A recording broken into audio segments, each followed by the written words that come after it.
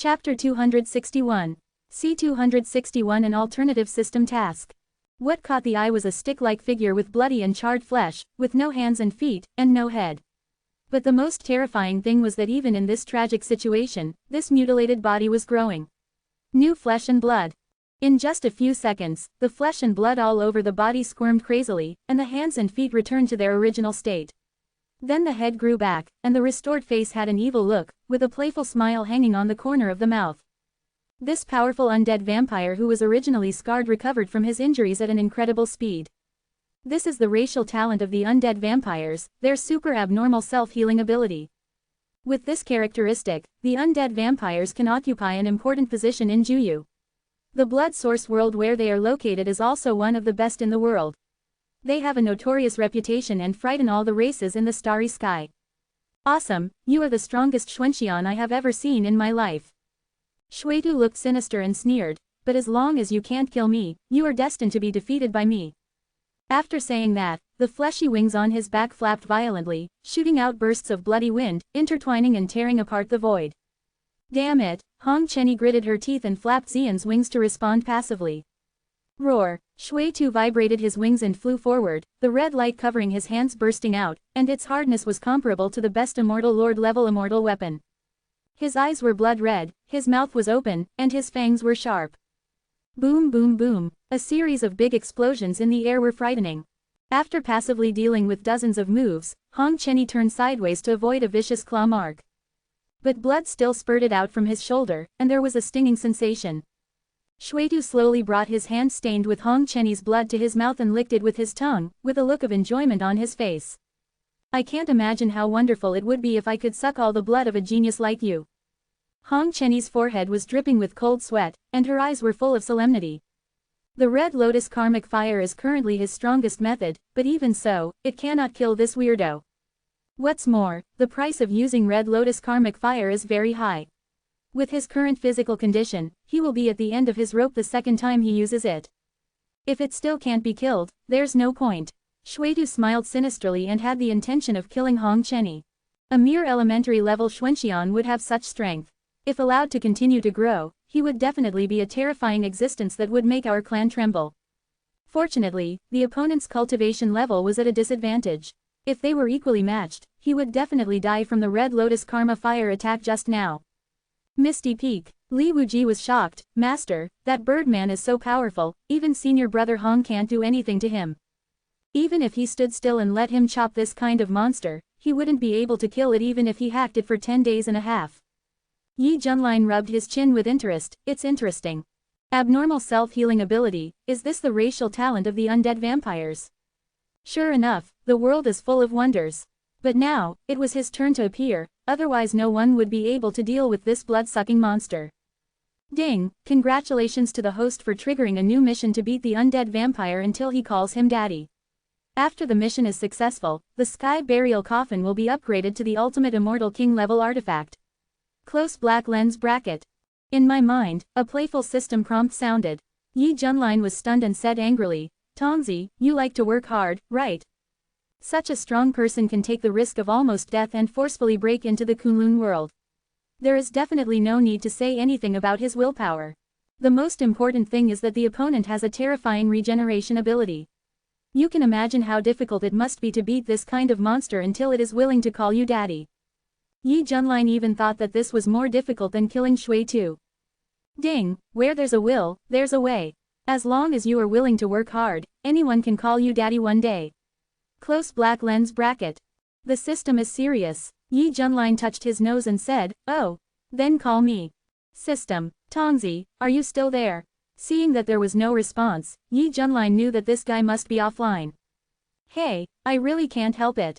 Looking towards the horizon again, Yi Junlin stepped out of the two fiercely fighting figures and disappeared. Master takes action. In Li Wuji's excited eyes, the slender figure in black robe and white hair headed towards the battlefield in the sky where the magnetic field was chaotic with his hands behind his back. Boom. At this time, there was a dull explosion of collision. Hong Chenny's body flew out like a rag bag, and then she was held down by a big hand behind her, causing her whole body to stop. Master, Hong Chenny turned around and lowered her head, feeling extremely ashamed inside. His hair was messy, there was blood on the corner of his mouth, and he no longer had the powerful and invincible posture he had at the beginning. He originally thought that apart from his master, even if he could not be the best in the world, he could still be ranked second. Unexpectedly, reality gave him a loud slap in the face. Who knew that there would be all kinds of unknown strong men in this world? Step back and leave this to me. Yi Junlin waved his hand indifferently. Master, you have to be careful, this person is extremely resistant to being beaten. I am afraid. What are you afraid of? I'm afraid your hands will be too sore. Hong Chenny suddenly remembered that the silver-haired young man in front of her was once an immortal emperor who suppressed the dark turmoil. Even after a long period of time, his own strength is still recovering, but the method is definitely not something he can imagine. The immortality of that monster should not be able to stump such a being. After all, this is the strongest immortal emperor, Emperor Yi Tian. It's okay, just watch how I beat him and make him call me daddy. Yi Junlin said seriously. Hong Chenny was stunned, his phoenix eyes were full of astonishment. Is this possible? Why do I feel that this is more difficult than killing him? You know, the red lotus fire he just fired just now destroyed the monster into a burning stick, but in just a few breaths, it was able to recover and continue to jump around. This kind of monster has extremely strong willpower, how could it be beaten by you to call me daddy? It's possible that I can call you daddy. Hong Chenny felt that this might be something Yi Junlin said casually, and he didn't take it seriously, so he set out to retreat to Piaomiao Peak to recover his skills. At the same time, seeing Hong Chenny retreating, Shui Tu sneered, want to escape? Ahem, Yi Junlin pretended to cough dryly a few times, and said seriously, next, your opponent is me. Shui Tu was stunned for a moment, looking at Yi Junlin in surprise, and after looking him up and down, he sneered, just you. A mere immortal, are you worthy of being my opponent? I just killed 7 of you in one breath. Shui Tu could see that Yi Junlin was only an immortal, at most at the same level as those sect masters. Who gave you the courage to run out and die? Yi Junlin raised his eyebrows, you think you are awesome, right? Didn't you fight with my apprentice for a long time? Huh, your apprentice. Shui Tu was surprised. The top prodigy with strong strength just now was actually the apprentice of this silver-haired young man. Hiss, think about it carefully, it seems that the man did mention this honorific before leaving. But, this is too incredible. Is a mere weakling of the celestial fairy level qualified to be the master of such a monster? Chapter 262. C262 Shui Tu, I vomited. As his thoughts swirled, Shui Tu repeatedly confirmed Yi Junlin's realm, and finally came to an accurate conclusion. Yes, this is obviously a fairy. The more this happened, the more Shui Tu couldn't figure it out, and his eyes looked at Yi Junlin with surprise. Yi Junlin is also very depressed. Come and hit me quickly. If you don't hit me, how can I trigger my passive? What's your cultivation level? Out of caution, Shui Tu said in a deep voice, since you are his master, I will give you a chance to take action. As he spoke, he crossed his arms and mobilized the surging immortal power to gather a blood-colored crystal shield that shone with a strange luster. Yi Junlin was speechless. No, do you need to be so careful? I'm standing here for you to hit, but you don't even dare. Where has the arrogance of going on a killing spree gone? The main reason was that Hong Chenny acted too evil, and after learning Yi Junlin's identity, Shui Tu didn't dare to act rashly, for fear of meeting a sixth man who deliberately hid his cultivation. After all, would a person who could cultivate such a top talent be in a mere fairyland? The answer is no. Those who are apprentices are so powerful, but those who are masters must be even more terrifying. Due to preconceived traditional concepts, Shui Tu, who was not afraid of anything, was extremely wary of the young man in front of him. I am deeply afraid that the other party will take action and it will be a fatal thunder blow. Yi Junlin was a little depressed. You damn thing, you have to play like this, right? Please enlighten me. Shui Tu crossed his hands to protect his chest, with a red crystal-like shield in front of him, watching the young man cautiously. Yi Junlin took a deep breath, his face showing determination. Okay, you forced me to do this. Aha! Yi Junlin had no reservations, raised his hand and used the fighting holy fist. The vast and simple golden fist seal was surrounded by the mighty wind and thunder, and it exploded towards the bloody massacre. Well done. Shui Tu did not dare to neglect and resisted with all his strength. Rumble. A dull explosion sounded, after the big clouds of smoke and dust dispersed. The blood-colored crystal-like shield was still intact. Although the light was slightly dimmer, it could only go so far. Everyone was stunned as if they were petrified, dumbfounded. Yi, Master Yi, are you kidding me? The Xuantian sect monk said depressedly. The main reason is that this punch is really smoke-free but not harmful. Compared with Hong Chiba in the first half, the difference between Yi Junline's impressions of them was too big. This. Li Wuji was confused. Are you kidding? Why can't Master take action personally and not be better than senior brother Hong? Hong Chenyi was also surprised, because he clearly felt that the power of Yi Junline's punch was enough to penetrate an ordinary Xuanxian, but it was still 1,000 miles away from shaking the Shui Tu who was fully defending. It should be a warm-up. Hong Chenyi made an excuse. Yes, Master is just warming up. Li Wuji nodded in agreement. Feeling countless stunned glances, the corners of Yi Junline's mouth twitched a few times. Sure enough, with his third-level celestial immortal cultivation, it is indeed unrealistic to deal with the top-level immortal lord-level powerhouses. He punched with all his strength and didn't even knock off the person's shield. The difference is quite obvious. Shuitu, why is that evil master so weak? You're not pretending, are you? After all, Shuitu was the lord of the undead vampire clan. He galloped on the battlefield to expand his territory in the starry sky, fought with all major races, met countless strong men of all kinds, and learned various methods. Therefore, he still had a little doubt about Yi Junline. Your Excellency, please don't play tricks on me, please use all your strength. Shuitu suppressed the confusion in his heart and said in a deep voice. Yi Junline had several black lines hanging on his forehead. I'm so embarrassed, why are you still here? In desperation, Yi Junline put on a simple boxing stance, and a vast light wheel appeared behind him, and then he aimed 2 fists at Shui Tu, bang bang. Boom, boom, the blood shield vibrated a few times but was still intact. Everyone was stunned. You read that right, is this the strength of Peak Master Yi? Junior brother Yi, why can't he do it? The Master of Hidden Sword Peak said in shock. After saying that, the flesh on his waist was twisted wildly by a jade hand. The pain made him grin and sweat. It hurts, please be gentle, junior sister Kai. HMPH, stop talking nonsense, Master Yi is definitely better than you. The Master of Tianxiang Peak said angrily. The Master of Hidden Sword Peak murmured in his heart, have you tried it or what? Other side, Li Wuji reacted from his dazed state, scratched his head, and laughed dryly, haha, it seems that Master's warm-up is not over yet. Hong Chiba looked strange, something seemed a little wrong. At this time, after sensing Yi Junline's full attack, Shui Tu's expression changed from shock, confusion, to anger. You are riding a horse to play with me. Now Shui Tu is 100% sure that this is the opponent's truest strength and cannot be faked.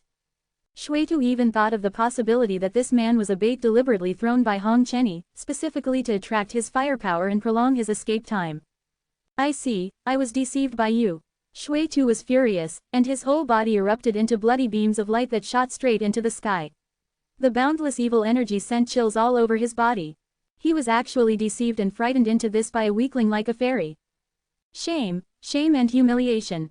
Shui Tu was going to settle accounts with Hong Chenyi, but before that, he had to kill the young man who teased him. Die. Shui Tu directly removed his defense, waved his hand in anger, and the terrifying energy wave was vast in all directions, it was simply a full-strength attack. Boom. Faced with the surging sense of oppression, Yi Junline suddenly became excited. Yes, that's the feeling. Ding, the host is detected to be attacked by an enemy of the 9th level of the Immortal King.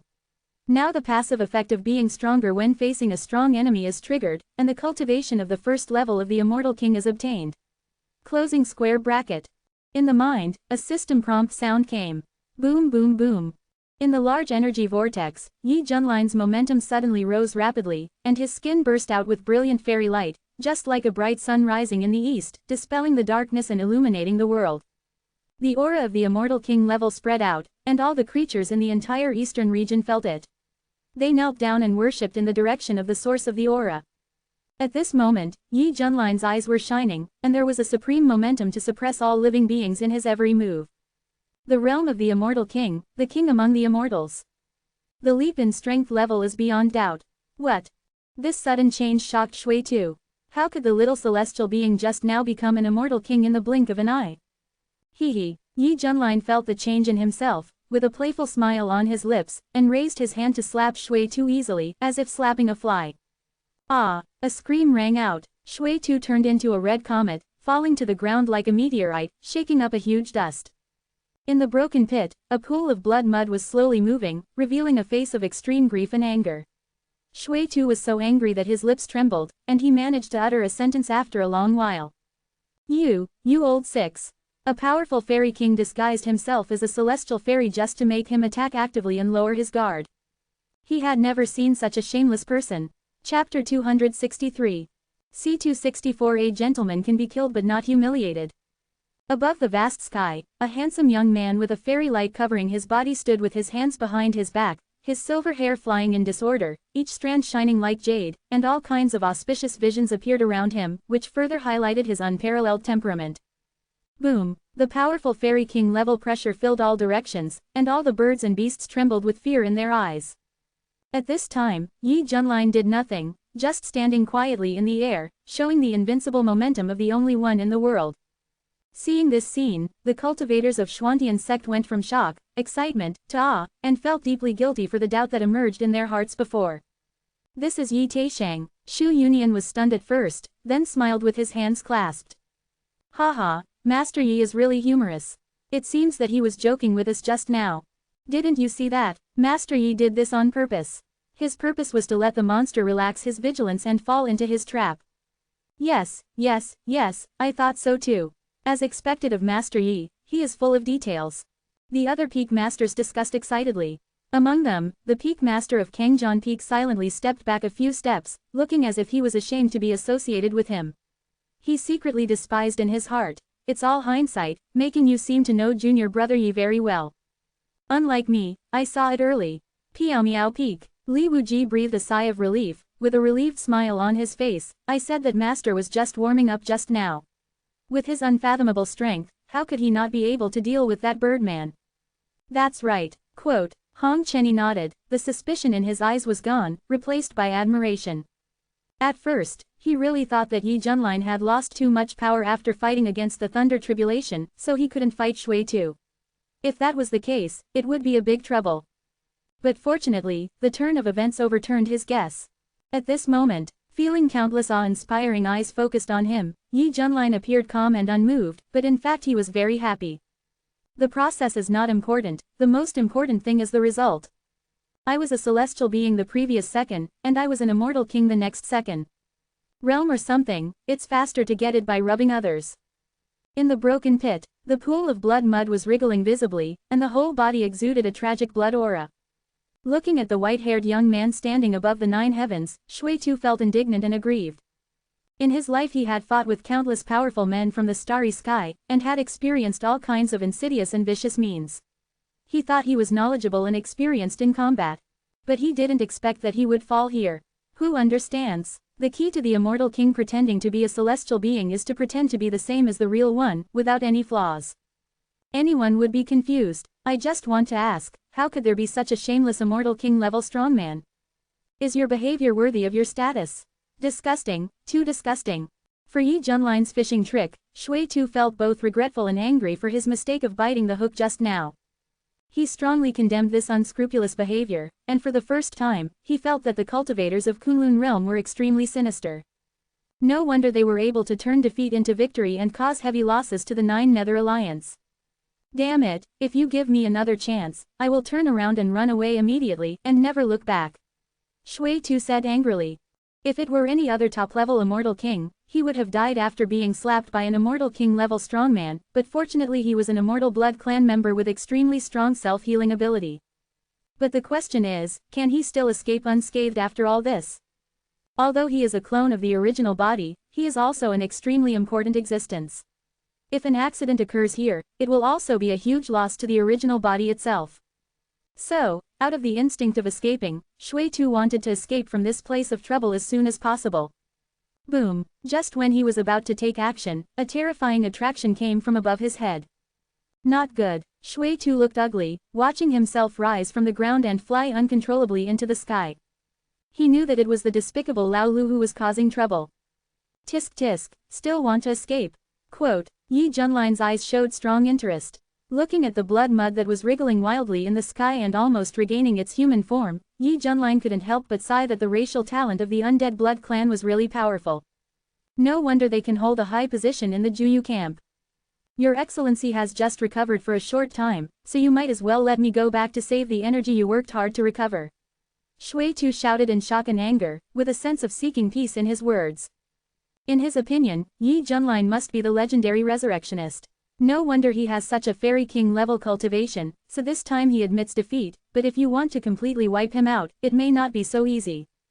Of course, Shui Tu said this deliberately in order to put pressure on Yi Junlin. Because the undead blood clan is not really immortal, but every time after self-recovery, the self-healing ability will become slower and slower, and the state will decline rapidly. But if it can cause some trouble to the other party and make them retreat, it can be regarded as a safe bet. Wait for his body to recover its vitality, and then find this shameless guy to settle accounts. Resurrection, Yi Junlin raised his eyebrows. From this meaning, could it be that there are still some fairy kings in Kunlun realm, but they are hiding behind the scenes for some reason? Thinking of this possibility, Yi Junlin felt that the current situation was even more interesting. But in the face of Shui Tu's request for peace, he chose to ignore it directly. After all, he had to complete the system's task. The wool was not plucked clean, can it be let go? Come here, Yi Junlin waved his hand, and the terrifying aura of the immortal king soared to the sky. Ah, Shui Tu was pulled back abruptly, and the ominous premonition in his heart became stronger. The next second, he was horrified to find that there was a terrifying squeezing feeling on both sides of his body. In the void, two white light hands with a width of about 10,000 meters formed separately, like the hand of God, slapping Shui Tu in the middle fiercely. No, Shui Tu showed panic on his face, flapping his wings hard to break free, but under the attack of two terrifying forces, his struggle was destined to be futile. Snap, just like slapping a fly, an amazing air wave burst out when the two palms merged. When the pair of jade-like white light hands loosened, a pool of bloody mud fell. Although this blood mud is constantly squirming and reshaping its body visibly, if you sense it carefully, you will find that its breath is a little weaker than before. Shui Tu, who has recovered his head, suppressed his inner anger and growled, "See? You can't kill me, you might as well let me go back." Yi Junlin said, "As long as you call me dad, I can consider it." What did you say? Shui Tu suspected that his ears had heard it wrong, and his head was buzzing. Boom, an unprecedented sense of shame erupted from the depths of his heart like a volcano. Shui Tu's facial muscles twitched wildly, his eyes were red and bleeding, and he wished he could eat Yi Junlin's flesh alive. This despicable Lao Lu actually asked him to call him dad. What do you think of me? Am I such a casual person? I am a senior lord of the undead blood clan. A man can be killed, but not humiliated. Chapter 264. C265 Dad. Get out, this is impossible. Shui Tu's eyes were about to burst and he roared angrily. He originally regarded himself as a superior creature and had contempt for the human race in Kunlun realm. Now that Yi Junlin asked him to call him this name, it was even more uncomfortable than killing him. What's more, Shui Tu felt in his heart that it would be difficult for Yi Junlin to fatally damage him. The worst result would be to abandon this clone. Even so, with his proud nature, he would never compromise with such a person. Call me daddy, don't even think about it. Haha, your mouth is quite tough. Yi Junlin sneered and slowly raised his hand. Rumble. In the void, the sound of a huge millstone rolling sounded. A big white hand that exuded a warm luster like jade quickly grabbed the figure as small as an ant. The texture of the palm is delicate, the fingers are like pillars reaching the sky, and the palm is like a vast five-finger mountain. Aha, the terrifying pressure swept over again. Ah, Shui Tu had no power to resist at all. After being taken into the palm of his hand, he only felt that his field of vision was white, and then there was a crushing pain. It turned out that he was crushed by big hands. Bai Guang's big hand slowly let go, and there was a pool of unsightly blood and mud on his palm. You couldn't find it at all if you didn't look carefully. Suddenly, it seemed like a living life squirming rapidly, and in a few seconds it reshaped the outline of Shui Tu's figure, especially that face, which became hateful, with eyes full of endless resentment, and he laughed angrily. Come on, the warriors of the undead vampires all have a rock-solid will. No matter how you torture me, it's ineffective. The only thing you can do is to let me go obediently, otherwise as long as you give me a chance to breathe, I will make you pay for your actions. Ah. Before he could finish his harsh words, Shui Tu's body was crushed to pieces again. Looking at the flesh that was still condensing on the palm of his hand, Yi Junlin truly felt how disgusting this undead creature was. If it were an ordinary immortal king-level powerhouse, he would probably have retreated from the difficulty, pinched his nose and let him go. But, Yi Junlin had a bold idea. Immortal Island. All the creatures in the courtyard were not calm anymore. First of all, they did not expect that Yi Island Master's cultivation level would improve so quickly and that he would reach the Immortal King realm so quickly. However, considering that he was the one favored by heaven, they felt that it was reasonable. But now, Yi Island Master, who is as powerful as the Immortal King, must also find it difficult to face the perverted self-healing ability of the undead vampires. Cack, do you think Yi Island Master can handle it? The old hen asked worriedly. Hey, the little donkey made a sheepish cry and said angrily, the thing I hated most about meeting Mr. Donkey back then was the undead vampires. I still remember that when it first entered the immortal realm, it felt high-spirited. Later, when it was traveling in the starry sky outside the territory, it encountered an undead vampire of the top-level immortal emperor. It can heal automatically, just look stupid. In the end, the little donkey was cornered and took the undead vampire into his mouth. He chewed it repeatedly and swallowed it into his belly. As a result, he suffered unbearable pain in his stomach. Fortunately, he was safe in the end and relied on his strong digestion ability to completely refine it. Get rid of that undead vampire. Since then, it has had a very clear understanding of the talent of this race. Extremely difficult to kill, hell level of difficulty. Lu Shu solemnly said, the most important thing is that the undead bloodline is very special. I can feel that it is not an ordinary collateral bloodline, but the most orthodox direct bloodline. It is definitely a noble with a high status in the clan. I didn't expect that such a being would take such great pains and be willing to risk a narrow escape to sneak into the Kunlun realm. It is true that Island Master Yi is already at the Immortal King realm, but if you want to really kill him, it will be very difficult. Seeing that even Miss Lu said this, the other creatures in the courtyard felt very sorry. At this time, Shuitu, who had almost condensed his body, looked as gloomy as water. He hates it so much, hates that he is at the mercy of others. Shuitu secretly swore in his heart that when he regained his strength in the future, he would arrest this despicable resuscitator, torture him thousands of times, and finally drain the blood and use this human skin to light a sky lantern. Thoughts are turning. Shuitu suddenly felt a squeezing sensation all over his body, and the newly grown bones in his body were cracking to pieces. The pain made him grin and curse Yi Junlin in his heart. Looking at the blood mud kneaded into a ball on his hand, Yi Junlin showed a wicked smile. Oh, layer after layer of Immortal King's power covered the blood mud, forcibly fixing it into this round ball shape. One chi transforms three pure things. Two identical figures walked out from Yi Junlin's side, and then ducked to the other two locations. Looking from a distance, the position looks like a standard triangle. I kick, bang, there was a big explosion in the air, and waves of sound were visible to the naked eye. This spherical piece of blood mud was kicked away by Yi Junlin. The spherical blood mud rotated rapidly in the air, dragging red light and heading towards the other clone. A playful smile appeared on the clone's lips, and he also kicked the flying ball of blood mud. In this way, the three Yi Junlins passed the ball separately, kicking faster and faster, and also showed difficult kicking and shooting movements, which was very pleasing to the eye. This scene, everyone was stunned. Damn it, you can still play like this. Mrs. Yi is so good and bad, I like it so much. Haha, that monster was kicked as a ball by Yi Taishang. If I were him, I would definitely vomit. Looking at the three figures in the sky who kept passing the ball, everyone applauded excitedly. Master is the master, he can still do something even at this time. Li Wuji exclaimed. Hong Chenny was stunned. This is all right, it seems that he still has a lot to learn from that person. Bang bang bang, the dense kicking sound rang out crazily. The sonic boom sound was as rapid as rain, which showed how powerful it was. Yi Junlin and the other two clones kicked the ball and passed it to each other, having a lot of fun. In the air, the spherical blood mud that had been kicked countless times sent intermittent mental fluctuations. Stop kicking, please stop, ah. Shuitu felt that his mind was full of paste, and the waves of pain that kept coming from his body were destroying his will all the time. He never thought that before entering Kunlun realm, he would be kicked around like a ball one day. Is this something a human would do? Are you a dog? From the initial disdain, suspicion, fear and helplessness, even Shuitu felt that his racial talent was so disgusting. I would rather die than suffer this kind of pain. As long as you call me daddy, there is room for maneuver, so, are you going to call me or not? Yi Junlin sneered. No, I won't call you even if you kill me.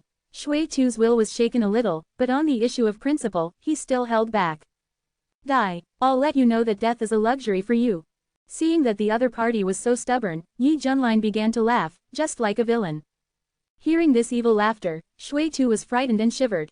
At this moment, he was pitiful, weak and helpless. Yi Junlin went all out, and 3 figures took turns kicking Shui Tu everywhere, as fast as the speed of light. Ah! Shui Tu howled in pain. 1 hour, 2 hours, 3 hours, 4 hours. Yi Junlin kicked for 8 hours. Shui Tu completely collapsed, and similar to the instinct of desperately trying all kinds of treatment, he threw away the last bit of rationality and begged for mercy with tears. Dad! Dad, don't kick, please, Dad, woo woo. If this scene was seen by the members of the Undead Blood clan, they would be stunned and their faces full of disbelief. As the proudest noble of the Undead Blood clan, he was willing to lose face and call a human dad. It's really ridiculous. Ding! Congratulations to the host for completing the task. The Burial Heaven coffin has been successfully upgraded to the top grade Immortal King level immortal weapon. A system prompt sound came from his mind. Finally, Yi Junlin breathed a sigh of relief, his heart full of a sense of accomplishment. Swish! The other 2 clones disappeared. Yi Junlin raised his hand and summoned the Heaven Burial Coffin. Boom! In the void, a bronze coffin appeared with the immortal breath of time, and the whole body flowed with brilliant fairy light, and the ancient Tao rhyme was everywhere. Wow! When the coffin lid was opened, the inside was extremely dark, containing a terrifying power that made people's heart palpitate. Seeing this, Shui Tu was horrified. What are you going to do? I already called you daddy. You bastard, you don't deserve to be my son. Go. Yi Junlin saw the opportunity, charged his strength and kicked the spherical blood mud fiercely. Swish! Shui Tu flew straight into the Heaven Burial Coffin. Looking at the extremely dark interior space, fear in his heart arose spontaneously. What kind of magic weapon is this? This is the first time that Shui Tu has seen this kind of Fairy King level fairy weapon that can bring him death. No! Looking at the rapidly closing coffin lid and feeling the destructive force pouring into his body, Shui Tu screamed in pain and tried to break free and rush out of this cage. Boom! There was a vibration sound coming from the inside of the Heaven Burial Coffin, and then it soon fell into a deathly silence. Chapter 265. C266 System. I don't want to listen, you are just a bastard. If it were any other Fairy King level artifact, it would be quite difficult to completely kill this monster at once. But the Heaven Burial Coffin is different. It has the special ability to bury everything. Moreover, it has been promoted to the top Fairy King level artifact, and the effect is even more significant. No one can imagine how painful the blood-sucking monster will be in it, and what a horrible scene it will see before dying. Done. Yi Junlin smiled and snapped his fingers. Swish! The Heaven Burial Coffin exuding the breath of death disappeared into the void and disappeared without a trace. When, Xuantian sect was silent for a short time, and then burst into warm cheers. Everyone's face was fanatical, and they cheered, as always, regarding the young man as a symbol of invincibility. All the creatures in the courtyard were dumbfounded. Is there such a thing? It seems that Island Master Yi has special means that we don't know about to deal with the Undead Blood clan. Willow sighed. It suddenly felt that the behavior of foreign aliens infiltrating Kunlun realm was an extremely stupid practice. Master Yi is good in everything, but there is one thing, he always comes to the yard to feed us. The carp said helplessly. Quack, are you as miserable as me? I have forgotten how I called it before. The little donkey said depressedly. Miss Lu, I have a worry. If even Juyu has sent out strong men, will Shenting also take action? Or have their people come to Kunlun realm? Asked the old hen. You are right to worry. Kunlun realm used to be ranked second in Shenting. Now it is in the recovery stage. The strong men of Shenting will definitely covet it and will not miss the opportunity to get involved in this world. Lu Shu said with a colder tone. Kunlun realm used to be the face of Shenting. It fought for Shenting and fought against Juyu strong men for many years. Unexpectedly, after falling from grace, Shenting's attitude changed dramatically. The worst result now is that they are likely to join in and divide this revived world with Juyu. Damn it, when Kunlun realm was so powerful, the divine court didn't have such an ugly face. A downtrodden phoenix is really worse than a chicken. The little donkey said indignantly. Stupid donkey, who are you scolding? The old hen glared and questioned. I scold whoever is anxious. The little donkey realized his slip of the tongue, but still admitted it generously and glanced provocatively. Cluck, I think your donkey's skin is itchy. The old hen seemed to have touched the pain in her heart, flapped her wings angrily and flew over, pecking at the little donkey desperately. The little donkey screamed when it was pecked, and ran around the yard with its hooves, asking for help. Miss Lu, please take care of it. This chicken is crazy. Come on, Grandma, Come on, Grandma. Seeing the old hen showing her divine power, a group of little chickens shouted excitedly. Seeing this, the willow tree was very tired. Forget it, just make a fuss. I just watch you quietly. After getting rid of the undead blood clan, Yi Junlin flashed back to Piaomiao Peak, walking with the wind, and his temperament was extremely chic. Master, what on earth is that monster? It doesn't look like a demon. Could it be a new species in Kunlun realm this year? Li Wuji hurriedly approached and asked.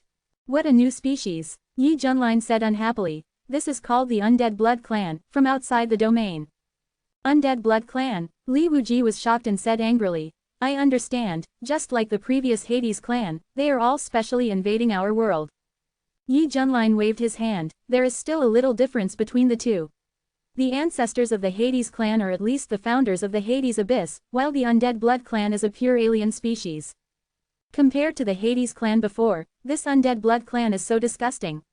It's so damn hard to kill. Li Wuji said. That's right, Hong Chenny agreed deeply. After all, he had just experienced the horror of the Undead Blood Clan. The most terrifying thing is that the other party deliberately chose this time to come and cause trouble, which means that he knows the news about Feng Qingyang and others, and also reveals that he is also from the central region. Suddenly, Yi Junlin thought of something, looked directly at Hong Chenny, and said seriously, Zhao Hong, today the master is very disappointed in you. Hong Chenny's heart trembled, and he lowered his head quickly. It is the disciple who is useless and has failed the master's expectations. In the end, you have to do it yourself. He thought that Yi Junlin was blaming him for not being able to kill the monster. Although the realm difference was too big, he had no complaints. If he couldn't beat it, he couldn't beat it. There was no need to find any excuses. Unexpectedly, Yi Junlin shook his head. What I mean is that you haven't finished the bowl of noodles at noon. You promised me that you would come back to eat it after the matter was done. Look, the noodles are all clumped now. You know, what the master hates most is people who waste food. Hong Chenny was stunned, turned his head and looked, and found that only his bowl of noodles was left unfinished. Master, calm down, I'll finish my meal right away. Hong Chenny didn't dare to talk back and went back to eat the noodles. Well, that's right, Yi Junlin nodded. Li Wuji next to him looked strange. The master's focus was indeed unusual. Fortunately, he was used to his brain circuit. If he suddenly became serious, he would feel uncomfortable. The breeze was blowing gently. Yi Junlin looked at the sky with his hands behind his back. He felt bored for no reason. Is it loneliness? No, after all, there are so many people here to accompany him. Is it a bottleneck in cultivation? Not at all. He has no worries about this at all. He relies on making money to cultivate. Is it the way I lie down that's wrong? Yi Junlin muttered. You know, ever since he traveled to this world of cultivation, he has been adhering to the concept that no one will offend me and I will not offend others. He eats and drinks every day, has a regular work and rest routine, and keeps his body and mind happy. Occasionally when he encounters trouble, he solves it easily. Unknowingly, he has become famous and is known as the strongest man in the eastern region. He is the idol worshipped by countless monks from all over the world. He has idiot fans all over the 14 states. Whatever he says to the outside world will be ignored. Can be regarded as a classic quote. Logically speaking, there should be no worries. Compared with the tense and high-pressure involution life in his previous life, he lived an extremely comfortable life. But now, Yi Junlin began to feel that he could not continue like this, because if he continued like this, he would be so happy. Ding! Congratulations to the host for unlocking a new check-in location, the Holy Land of Taichu in the Central Region. After successfully signing in, you will be rewarded with 9th grade immortal power. Close black lens bracket. In my mind, the system beep sounded. Yi Junlin showed a relieved smile. Tongzi, even you think it's time for me to change the map. Ding! Anyway, for the noble host, it's just a matter of changing places and continuing to lie down. The result is not important, what is important is enjoying the scenery along the way. Close black lens bracket. The system is serious. You still understand me, Tongzi? Yi Junlin said happily. Ding! I am the system, no one understands the host better than me. Close black lens bracket. The soft and waxy Lolita sound is a bit arrogant. Yi Junlin said meaningfully. Since you understand me so well, you should know what I want to say next. Ding! According to system detection, the host currently has very strong demands. Please speak up and the system will work hard to fulfill it. Close black lens bracket. Tongzi, if you say that, then I won't show up. Yi Junlin looked expectantly and said. Call daddy quickly. System. Why is there silence again? After more than 10 seconds, Yi Junlin raised his eyebrows and asked. As the saying goes, if there is one, there are two, and if there are two, there are three. In order to prevent the host from taking advantage of the situation, the system chose to remain silent. Don't listen, that bastard is chanting sutras. Seeing that Tongzi ignored him, Yi Junlin felt that he was asking for trouble. 9 great immortal power, it's quite generous. Thinking of the sign in reward this time, Yi Junlin rubbed his chin and said. To know, even the 7th level of immortal power is generally only possessed by the immortal emperor, and it is even more difficult to even think about it. 9th level immortal power is the strongest immortal power. The higher the quality level of the immortal power, the stronger the caster is. The difference between each level is the difference between clouds and mud. For example, if Hong Chenny now possesses not the 7th grade immortal power, but the strongest 9th grade immortal power, then the red lotus karma fire he uses can definitely kill that undead vampire. No doubt about it, even the 1st level Xuanxian, if he really possesses the 9th level immortal power, even the immortal king will lower his proud head. This is the status of the 9th grade immortal power blessing. It not only represents invincibility in the same realm, but also a symbol of being at the top level of combat power after becoming an immortal emperor in the future. If this temptation were put to the outside world, absolutely no one would be able to resist it.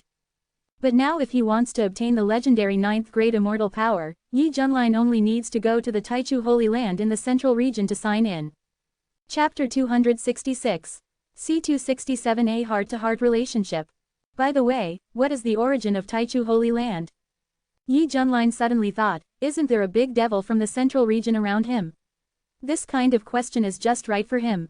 Zhao Hong, are you familiar with the people in Taichu Holy Land? The master decided to go there to check in and enjoy the beautiful scenery of the central region. Hong Chenny almost spit out the noodles in his mouth. After swallowing it with difficulty, he said in surprise, Master, are you going to Taichu Holy Land? When he was surprised, he was very excited. A while ago, he had wanted to leave Xuantian sect and go to the central region, but he always felt that it was not the right time. In addition, today's incident made him feel that the central region had become unfamiliar, and the situation was treacherous and changeable. Out of caution, he wanted to wait and see. But now, this young man personally spoke up and planned to go to the central region. Hong Chenny suddenly felt confident and safe. With this person, what is he afraid of? The opportunity has come. Reporting to Master, there are 4 major holy places in the central region. Xuantian Holy Land is the first, and Taichu Holy Land ranks second. As for whether you are familiar with him or not, let me tell you this, I am the kind of person who wants to be open-hearted to the Holy Lord of Taichu. When it comes to the 4 words of open-hearted, Hong Chenny deliberately emphasized his tone, almost gritting his teeth, and a hint of coldness flashed in his eyes. He still remembers that the old man in hemp robe who seemed to be righteous and compassionate showed him a vulgar and perverted smile and made extremely excessive demands. After rejecting this person, the other party held a grudge and later joined the crusade with a fairy weapon in his hand, which almost caused him to fall. Hong Chenny still remembers this grudge. In Hong Chenny's impression, the Holy Lord of Taichu is a dead old pervert who is good at disguising himself. Ironically, he is highly respected in the central region and admired by countless cultivators. Hong Chenny even guessed that after the other party personally took action, his prestige in the central region might have been even higher. After all, in the eyes of the outside world, he was the only Saint Lord among the 4 holy places who personally suppressed the Red Demon, and it was not an exaggeration to be praised as the light of the righteous path. Little did he know that there was another hidden story behind it. In fact, he joined in because he was scolded to the point of breaking his defense and was furious. Now, Yi Junlin proposed to go to the Taichu Holy Land. Although Hong Chenny felt strange about this request, he thought it was very reasonable. After all, he was the strongest immortal emperor before. It is normal for such an existence to deduce the secrets of heaven, right? Sometimes seemingly abnormal practices actually have other deep meanings. This time, it is likely that he has deduced that he has a grudge with the Saint Lord of Taichu, and wants to find an excuse for him to avenge his previous shame. Thinking of this, Hong Chenny was very moved. From the bottom of your heart. Then they are very familiar. Yi Junlin said as a matter of course. He simply thought that it would be better to have a friend who was familiar with the other party take the lead when going all the way to sign in at someone else's territory, so that it would not be awkward, and he could stay and have a meal or something. So, after hearing Hong Chenyi's literal meaning, Yi Junlin subconsciously thought that the other party had a good relationship with the Taichu Saint Lord.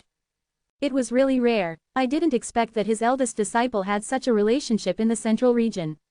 I understand. Maybe the reason why he was able to escape from the central region that year was thanks to the secret help of the Taichu Saint Lord. As his thoughts turned, Yi Junlin began to look forward to it. What would the scene be like when the two old friends who had been reunited after a long separation met? At the same time, the central region was already in chaos. It was because the immortal coalition organized by the 7 major sects had all their soul tablets shattered not long ago. This meant that tens of thousands of immortals had all fallen. Not a single one was left alive. Feng Qingyang, the leader of Wuji Dao sect, and the leaders of the other 6 Dao sects all died in the East region. For the cultivation world in the central region, it was an unprecedented earthquake. After all, the scale of the Immortal Alliance this time is so large that it is hard to find in the world. Even the 7 leaders headed by Feng Qingyang personally went out to kill the Red Demon. What was the result? They all died in the East region. Moreover, it happened to be in the battle to defeat the Red Demon. Even if you are a fool, you know who the murderer is, right? That's right. Facing the Immortal Alliance of up to 30,000, the Red Demon Hong Chenyi was extremely fierce and killed them all. The leaders of the 7 major Dao sects also died heroically. When Yin Kui was broadcasting this explosive news, all 108 states in the central region were in a sensation. Millions of people were shocked and couldn't believe it was true. Are you kidding? Has the Red Demon who escaped from the central region grown to this point now? This battle is enough to be recorded in the history of the central region cultivation world. It is called the darkest moment of the righteous sects. With the Red Demon here, the eastern region is a forbidden area. Who dares to go there to die in the future? I swear, I will never dare to set foot in the eastern region in this life. Save it. I think it's better to pray that the Red Demon will not bear a grudge and come to the central region to kill everyone. That makes sense. After all, the actions of the 7 great Dao sects have angered him. When he recovers in the future, he will definitely come to the central region to settle accounts. Fuck, why do the 7 great Dao sects, these idiots, have nothing to do to provoke the Red Demon? He is staying in the central region well, but he has to run over to shout and kill, and now he wants to implicate all of us. Yes, the responsibility this time is all on the 7 great Dao sects. After this incident, the righteous monks were extremely afraid of the Red Demon, and even blamed Feng Qingyang and others who had died. When the demon monks heard the news, they were so excited that they burst into tears.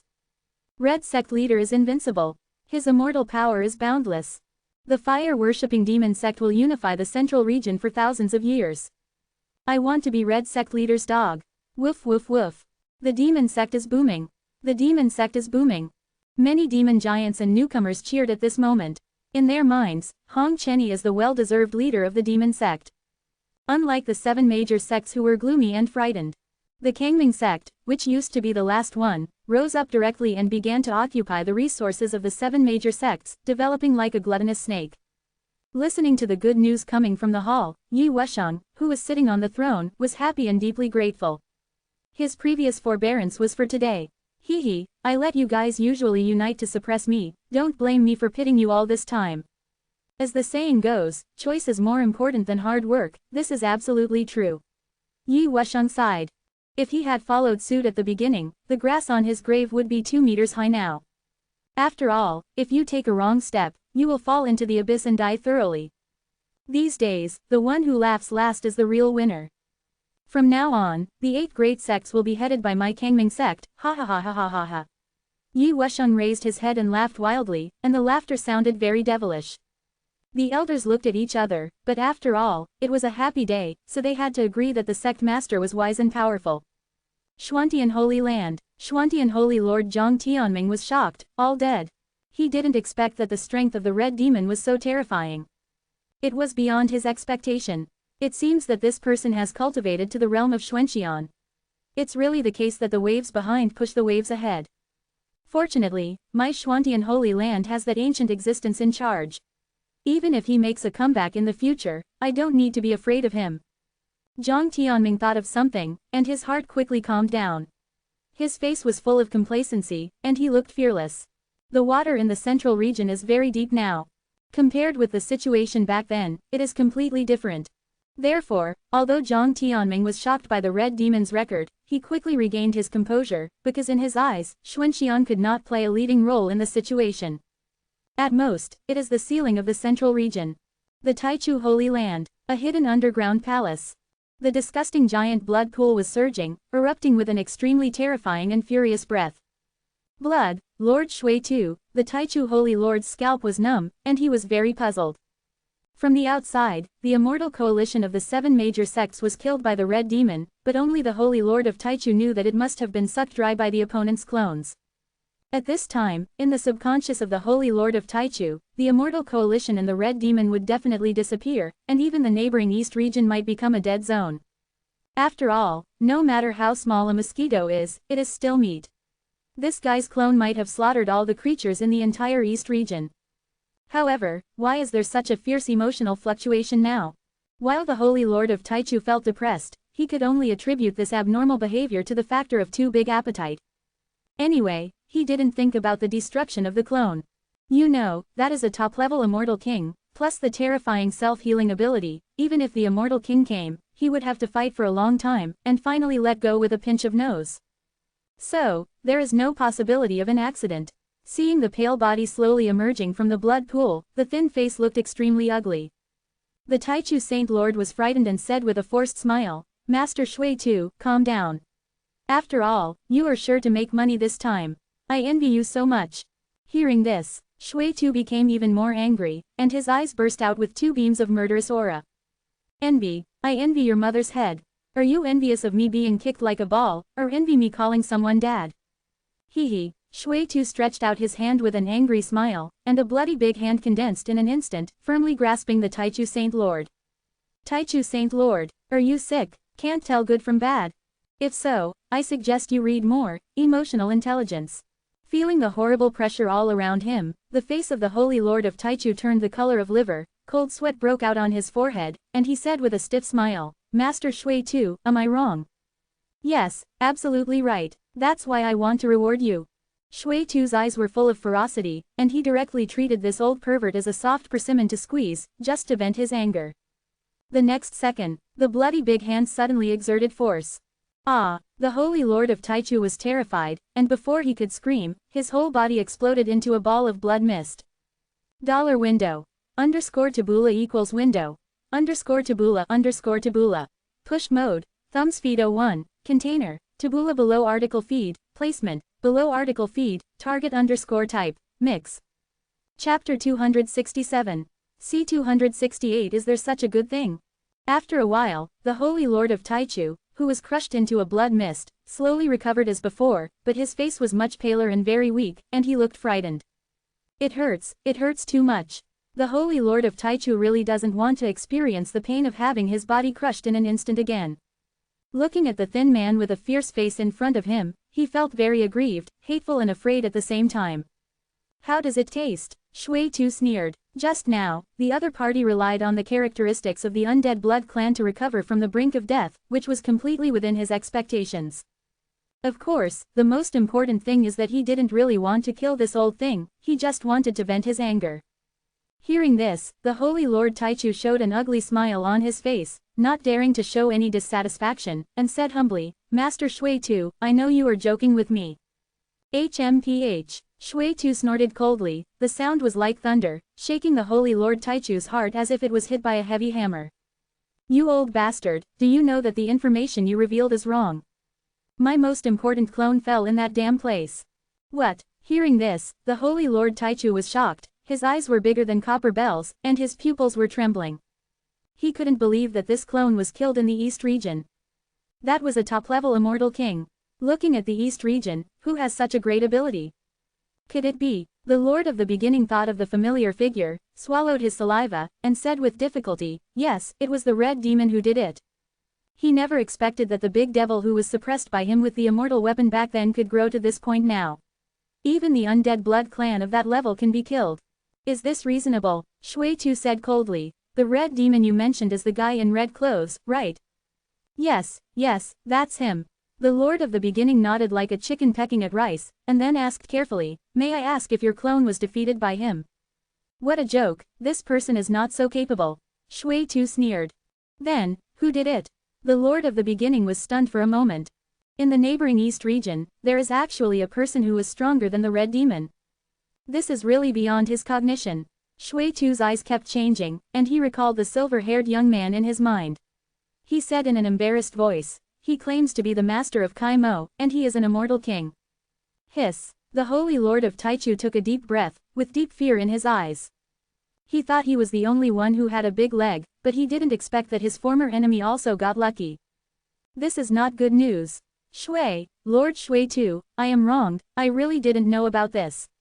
The Holy Lord of Taichu said humbly, trying his best to clarify himself. In fact, what surprised him most was not that Hong Chenny worshipped an immortal king as his master, but that there were really immortal king-level strongmen in a place like the East region. It seems that not only the central region is very deep, but other places are the same. Shui Tu knew that it was useless to shirk responsibility. He could only blame himself for this matter. In theory, with his current strength, he was confident that he could suppress a mere beginner immortal king-level strongman, and he just needed to set off immediately to take revenge. But the problem is that the other party has mastered an extremely special magic weapon. That top-grade Fairy King-level fairy weapon. At this time, Shui Tu recalled the scene of his clone in the Burial Heaven Pavilion, and he couldn't help shivering all over, and he still has lingering fears. It's terrible. That special magic weapon is simply born to restrain the Undead Blood Clan. No matter how strong the self-healing ability of the Undead Blood Clan is, if it is really locked in that bronze coffin, it will only end up being slowly worn out. Even Shui Tu felt that even if he recovered to the level of the top Fairy King, he might not be sure to escape from the Burial Heaven coffin. Therefore, he was worried and didn't dare to set off immediately to the East region for revenge. Even if he was kicked like a ball and forced to recognize his father. When he thought of the scene he had experienced, Shui Tu's eyes were frighteningly red, and the veins on his face were bulging. He felt that his dignity was trampled on and felt extremely ashamed. The Holy Lord of Taichu was so frightened that his scalp went numb. He said in fear, "Is it that serious? I thought you had suffered a great injustice." What he didn't know was how miserable the man in front of him had been. Gradually, after Shui Tu tried his best to calm down, he looked at the old man in hemp robe with disgust and said coldly, "Old bastard, remember to find me more fresh blood food. If you have nothing else, get out of here." The Holy Lord of Taichu was as if he had been pardoned. He quickly said yes and fled from the underground palace. "It's so unlucky." Shui Tu cursed and dived into the blood pool again to speed up the recovery of the vitality lost after losing his clone. His mission is to take root in Kunlun realm, help the Undead Blood Clan develop their power, and eliminate potential threats. And now, he has fallen into a big setback and has to continue to hide and develop silently. A few days later, the weather is clear and the sun is shining. A huge kunpeng is flying in the void, on the way to the central region. The handsome young man was wearing sunglasses, with his long, smooth silver hair scattered on his chest. He was leaning comfortably on a recliner with his hands resting on his head, and a long straw was in his mouth, which was connected to an extra-large milk tea bucket. Sucking like this, Yi Junline's face was full of satisfaction. Since knowing that he was leaving the East region and heading for the Central region, everyone in the sect was very surprised. After holding a grand farewell ceremony, Yi Junline took his apprentice on the journey. Before leaving, the sect master Shu Yunian said with a smile, "Yi Taishang, when you go to the Central region this time, if you have time, go to Xuantian Holy Land to sit down and keep in touch with each other.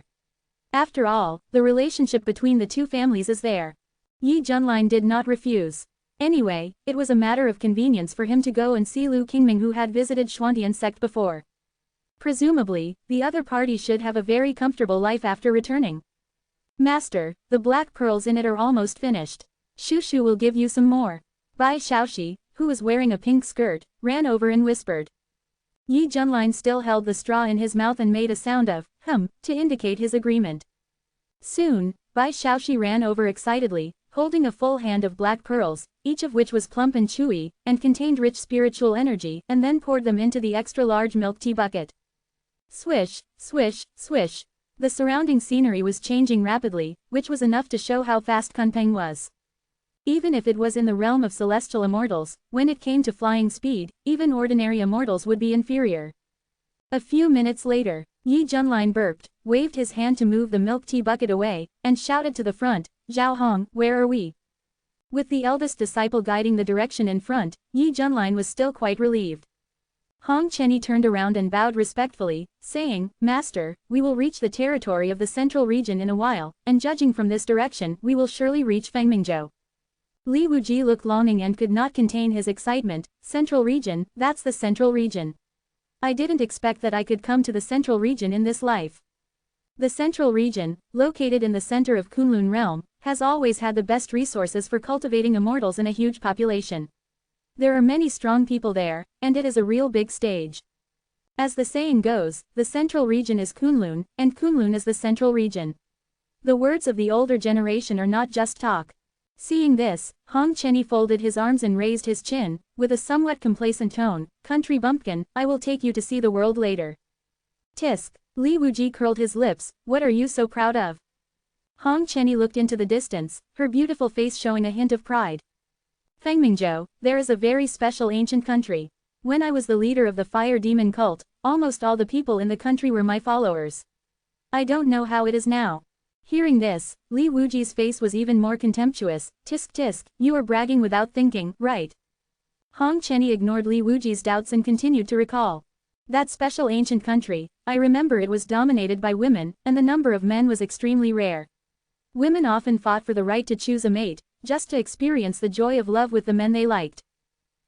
Li Wuji almost suspected that he had heard it wrong, with uncontrollable ecstasy on his face, and shouted excitedly. "There is such a good thing." Chapter 268. C269 Li Wuji, am I not handsome? When he learned that such a country existed, Li Wuji's smile gradually turned perverted. Almost all the people in the country are women, and they often fight for the right to mate. This is simply the place where countless men dream of belonging. For this reason, Li Wuji has an unprecedented strong interest in this special ancient country. Although he is often obsessed with the way of the sword, he is first of all a man of blood and vigor. It is normal to have a strong curiosity when hearing about such a magical country, right? Realizing his loss of composure, Li Wuji immediately regained his composure, his face became particularly serious, and he said righteously, "I don't believe it, unless you take me to see it." Hong Chenny glanced at him sideways and said contemptuously, "Believe it or not." Li Wuji's tone softened, and he laughed dryly a few times and said, "Hee, how could I not believe you, senior brother? You are a big man, take me, junior brother, to see the world." Hong Chenny said with a sigh, "Don't worry, senior brother, I'm not hitting you, they don't like ugly people."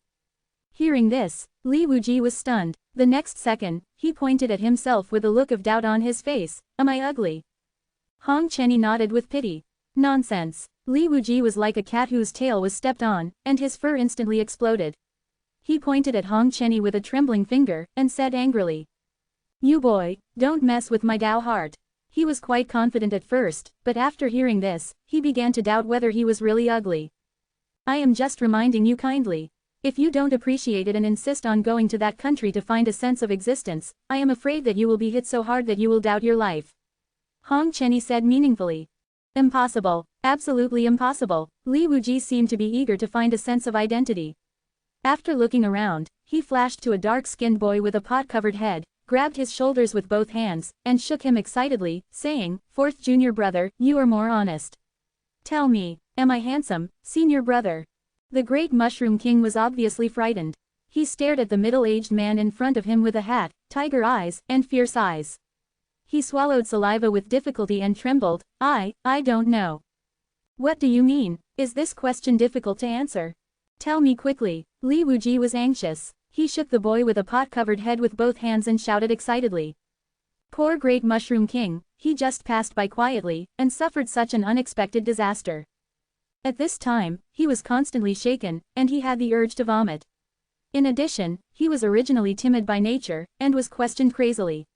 He was extremely nervous and had a stress reaction directly. In Li Wuji's unbelievable eyes, the boy with the pot-covered hair actually bent over and vomited, looking very uncomfortable. "Yes, sorry, senior brother Li, you are actually very handsome, really His expression was full of apology, and before he could finish, he couldn't help but make a dry retching sound. "Li Wuji, do I really look so disgusting? Even you are vomiting." Ha ha ha. Seeing this scene, Hong Chenny bent over and hugged her stomach with laughter, and tears of laughter overflowed from the corners of her eyes. Li Wuji turned around silently, his facial muscles were twitching, and his eyes showed grief and anger. "Too much. Too much. Don't be complacent, I'll let master judge. Li Wuji suddenly thought of something and hurriedly ran towards the handsome young man leaning on the recliner. At the same time, hearing that there is such a special country, Yi Junlin couldn't help but brighten his eyes and felt very interested. Don't say it, don't say it, this kind of country is the gospel of the majority of male compatriots. Master, Li Wuji leaned forward and asked eagerly, am I handsome? Yi Junlin, looking at this face that was close at hand, slightly weathered and tough, Yi Junlin signaled the other party to step back a few steps, and said earnestly. Don't forget, you are a sword cultivator, and always keep in mind your ideals and ambitions. Your goal is the Sea of Stars. Li Wuji nodded heavily and said in a deep voice, Master, I always remember your teachings, but I still want to ask you. Am I handsome? Yi Junlin's mouth twitched slightly, and he patiently said slowly, in fact, handsomeness is really not important. After all, this world respects strength. A person's appearance cannot be used as a standard for judging a person. Master, I understand what you said. It's good to understand. I am very pleased. But I still want to ask you, am I handsome? Hearing this, Yi Junlin's silence was deafening. What's wrong with this little brother? Can't understand good or bad words, right? Did you become stupid from practicing swordplay? This EQ is really bad. Seeing Li Wuji so persistent, Yi Junlin pondered for a while and said seriously, for a sword cultivator, you are indeed very handsome. Li Wuji pondered carefully for a moment and always felt that something was wrong, but after all, it was the master who praised him for being handsome, which was in line with his psychological expectations. Thinking of this, he felt much better. As his thoughts turned, Li Wuji seemed to be resurrected with full blood, proudly raised his chest, and winked at Hong Chenny proudly, did you hear it? Even the master is praising me for being handsome. Your slander seems pale and powerless at this moment. Hearing this, Hong Chenny's eyes seemed to be looking at a mentally retarded person. But when he thought of the average appearance of sword cultivators, he said with a sense of agreement, yes, the master is right. Seeing that the other party was convinced, Li Wuji swept away the haze in his heart, like a general who had won a victory, and he was complacent and boastful. Seeing that the man in the bamboo hat gave up, Yi Junlin was secretly relieved. After all, he told the truth and did not go against his conscience. He, Yi Junlin, was a qualified master who could not only uphold the premise of principles but also comfort the sensitive heart of his apprentice. Master, we have arrived in Fengmingzhou. Noticing the change in the scenery ahead, Hong Chenny hurriedly reported. Well, since we are here, let's go to the ancient country you mentioned. Yi Junlin stood up and walked over with his hands behind his back in a chic temperament. Hong Chenny looked embarrassed. Master, what I want to emphasize is that the people there are more open-minded, you have to be mentally prepared, and the ruler of that ancient country is an old friend of mine, I hope you can give me some face and don't make too much noise. Open-minded people, be mentally prepared. Suddenly, Yi Junlin's face became particularly solemn, just for what you said, even if it is a dangerous place, I will go there. Fengmingzhou has a large area, and most of it is located by the sea. The ancient country that Hong Chenny mentioned is called Tianbi country, a country of immortal cultivation where women are superior to men. Men in Tianbi country are extremely rare and are a scarce resource. Good-looking boys will be occupied by powerful female cultivators even when they are young, and the phenomenon of multiple wives sharing one husband is the most common. In this immortal cultivation country ruled by female cultivators, male cultivators have no say at all and can only be asked for without complaint. Pain, and happiness. The most important thing is that Tianbi country is very powerful. In the category of the immortal dynasty in the central region, it has always been at the top level. Even the 8 great Tao sects combined dare not provoke Tianbi country. Only the 4 holy places are qualified to suppress it. A long time ago, due to the special nature of Tianbi country, many male cultivators with ulterior motives wanted to go in and have fun, but Tianbi country treated foreign males very harshly. Once caught, their cultivation would be abolished. They would be used as sewing tools for local women and had no personal freedom at all. They would be cruelly killed until they could no longer work. Of course, Tianbi country also encouraged foreign males to become naturalized and settle down, but the prerequisite was that foreign males needed to practice a technique called Yunanjing. Male cultivators who practiced this technique would have weak combat power and only a half-baked level, with only cultivation and lifespan. But the benefit of successful naturalization is that you have certain human rights in Tianbi country, are protected by the laws of the court, and cannot be killed by female cultivators without authorization. To a certain extent, the majority of female cultivators will greet you with a smile and try their best to please you in order to experience the joy of love. There is no doubt that these two tricks of Tianbi country have stopped most aspiring male cultivators in their tracks. After all, many people practice cultivation just to become stronger, to move up step by step, and to become the best in the world of cultivation. But if you join the Tianbi kingdom, you will completely cut off this hope, and you can only become a vassal of local female cultivators forever. So what if you can do that kind of thing? Apart from that kind of pleasure, there is no value in life. It's simply degenerate. Therefore, the Tianbi kingdom is a paradise for countless men on the surface, but in fact there are not many male cultivators who can live there, and the Tianbi kingdom does not accept all men. Old and ugly ones are not accepted. The requirements must be that the facial features must be regular, the appearance must be handsome, and relatively young. In this way, there are even fewer foreign male cultivators who can be registered. At this time, Tianbi kingdom, the city wall cast with black iron is 10,000 meters high, showing a majestic meaning under the refraction of the sun, revealing a bit of solemnity. On the city wall, there stood rows of female guards holding weapons. Their skin was bronze, and their bodies were not thin but strong. They were all tall, with long and powerful legs, like a nimble female leopard exuding wild charm. There were dense numbers of them, and they were neatly arranged like a circling dragon. Judging from the fluctuations in their cultivation, they were all in the fusion realm. At this moment, what they didn't know was that several figures had quietly descended on the Tianu kingdom. Window. _tabula equals window. _tabula. Push mode. Thumb speed 01. Container. Tabula below article thumbnail. 300 times 250 feet. Placement. Below article thumbnail 300 times 250 feet. Target _type. Mix. Chapter 269. C270 The difference between handsome guys and ordinary guys.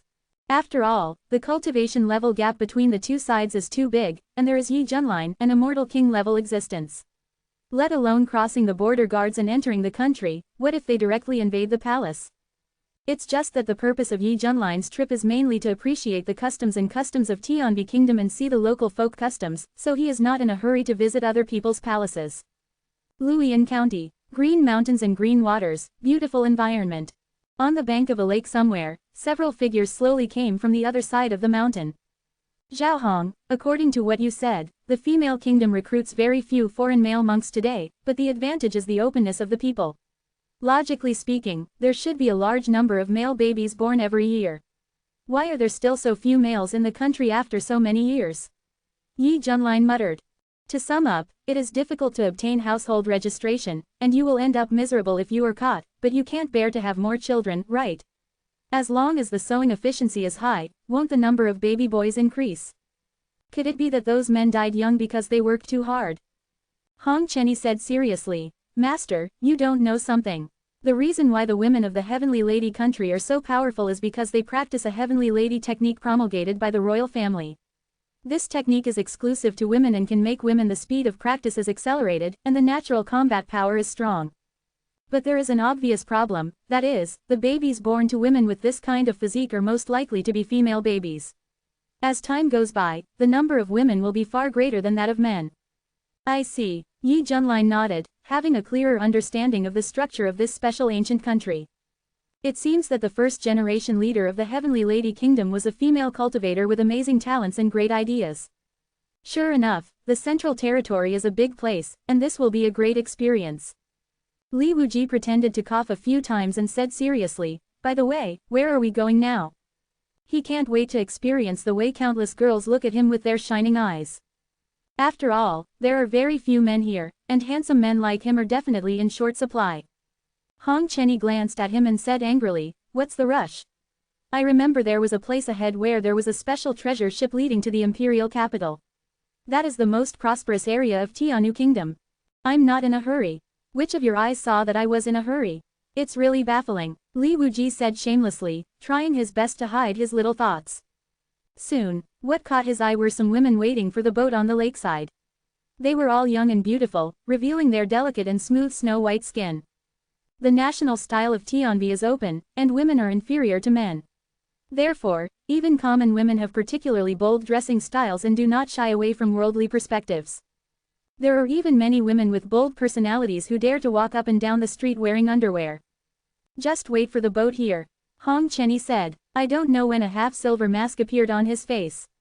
Only the lower half of his face was exposed, but he could still see his straight nose, bright red lips, and graceful jawline. Coupled with the innate temperament, it adds a haunting sense of mystery. Seeing Yi Junlin cast a strange look, Hong Chenny quickly lowered his head and explained, Master, I also want to avoid unnecessary influence. After all, I am really famous in the Heavenly Lady Kingdom. Good guy. Versailles, right, Yi Junlin complained silently in his heart. Of course, the apprentice had to wear a mask, so he couldn't interfere, so he nodded and acquiesced to this behavior. There are so many girls there. Li Wuji could not contain the excitement in his heart. He was eagerly looking forward to seeing these women, and they were crazy about his handsomeness. As Yi Junlin and the others stepped forward, the women who were waiting on the lakeside couldn't help but look over. For an instant, their pupils trembled, as if they had seen some extremely shocking scene, their breathing almost stopped, and their little cherry mouths were slightly opened, as if they were petrified. The surrounding air seemed to freeze. The atmosphere not only became weird, but also revealed a bit of weirdness. There were hundreds of women on the shore, all looking at these people in a daze.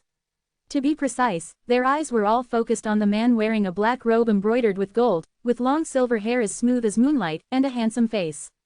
On young people. Ahem. Li Wuji pretended to cough a few times, straightened his back, and said proudly, You see, they are all staring at me. Hong Chenny's mouth twitched, Are you sure? At this time, many women reacted one after another, pointed at Yi Junlin with their slender jade fingers, and excitedly talked to each other. This little man is so handsome. Sisters, I have never seen such a handsome man. He is simply the best. Oh no, he is a fairy. When I see his face, I want to kiss him hard. What are you doing, sister? I want to be close to him. Ah, I can't stand just thinking about it. What should I do? I really want to talk to him. Save it, a young man of this quality will definitely be occupied by a powerful woman early on. I advise sisters to put their pillows higher, so that they can have some erotic dreams at night. That makes sense. Look at the man next to him. Isn't there a masked woman in red? She is probably the bodyguard of the heroine behind the scenes. She specializes in protecting men. She doesn't look easy to mess with. Discussions arose one after another. This group of women with unrestrained personalities were all staring at Yi Junlin, their eyes gleaming with greed and almost drooling. You know, men are a scarce resource in Tianu country. As long as they are not ugly and are slightly handsome, they will attract the favor of many women. Yi Junlin himself has sword eyebrows and star eyes, and his appearance is extraordinary. In addition, his realm has reached the realm of a mortal king. The temperament exuded by his whole body is even more ethereal and unrestrained. He is extremely chic in his every move. Just standing there quietly, it seems that the whole world is dominated by it, and the sun and the moon are eclipsed. In the eyes of these women who rarely see men, Yi Junlin's appearance is a perfect existence that hits the soul directly. Just a casual glance makes their hearts tremble, their breathing begins to quicken, and they can't help but want to go over and do something. The girls here are indeed much more open in dressing than those in the East region. Yi Junlin said with emotion. For the violent reactions shown by these women, Yi Junlin actually didn't think it was strange. After all, he is a well-known celebrity in the East region, with countless fanatical fans supporting and admiring him, so Yi Junlin is no stranger to such scenes. Small scene, small scene. At this time, Li Wuji's expression was frozen on his face, and his eyes almost popped out. What's going on? You actually ignored me. I'm also a man, okay. Look at me, just one look. There was no way, the light emitted by Yi Junlin was too dazzling, directly covering Li Wuji, causing him to become an inconspicuous foil. Boom! At this moment, a dull explosion came from the horizon. A luxurious building ship with exquisite patterns carved all over its body and a blue phoenix-shaped bow came steadily in the air and slowly landed on the lakeside. This is a treasure ship dedicated to the imperial capital, which can carry thousands of passengers. There are elegant rooms on each floor, as well as places dedicated to entertainment. There are all kinds of fruits and snacks, and the service is very thoughtful. Yi Junlin could see that this was equivalent to a super luxury cruise ship in his previous life. Click. Inside the ship, multiple telescopic ladders were slowly placed on the shore, and each ladder was very spacious. Amid countless fiery gazes, Yi Junlin and his companions climbed up the ladder in an orderly manner. The middle-aged aunt in charge of collecting the boat fee had a plump figure and a graceful step, which was unique. When she saw Yi Junlin boarding the ship, Her eyes were wide open, and a smile of joy suddenly appeared on her face. She said in a delicate and soft voice, "Sir, please pay the entry fee, a total of 2 top-grade spirit crystals." This charging standard is the kind that includes food and accommodation, but the specifications are the most basic. "Arrange the best cabin for us," Hong Chenny said in a calm tone, and took out 10 top-grade spirit crystals first, and casually put them in the hands of the middle-aged aunt, with an extremely generous style. Then, he followed Yi Junline 2 steps behind, indirectly indicating the difference between the main and the subordinate. Seeing this scene, the women were more convinced that Hong Chenny was the guard arranged by the female owner behind the scenes to Yi Junline, responsible for protecting his personal safety. At the same time, they couldn't help but sigh, who is so powerful? Can such a beautiful man who can be called a fairy be accepted into the harem? "Sir, I will ask the servants to arrange the best wing room for you. If you have any instructions, just let me know. My name is Aunt Hua, and I am happy to serve you." Aunt Hua weighed the spirit crystal in her hand, with a flattering smile on her face, and her eyes narrowed into a slit. She knew that this silver-haired young man must be the forbidden delicacy of some big man, but it was also the blessing of Aunt Hua to serve such a good-looking man. If something could happen during the time of delivering tea, she would wake up with laughter in her dreams. It's worth dying. On the other hand, Yi Junline felt goosebumps all over his body. Why did this aunt look like she was going to eat him alive?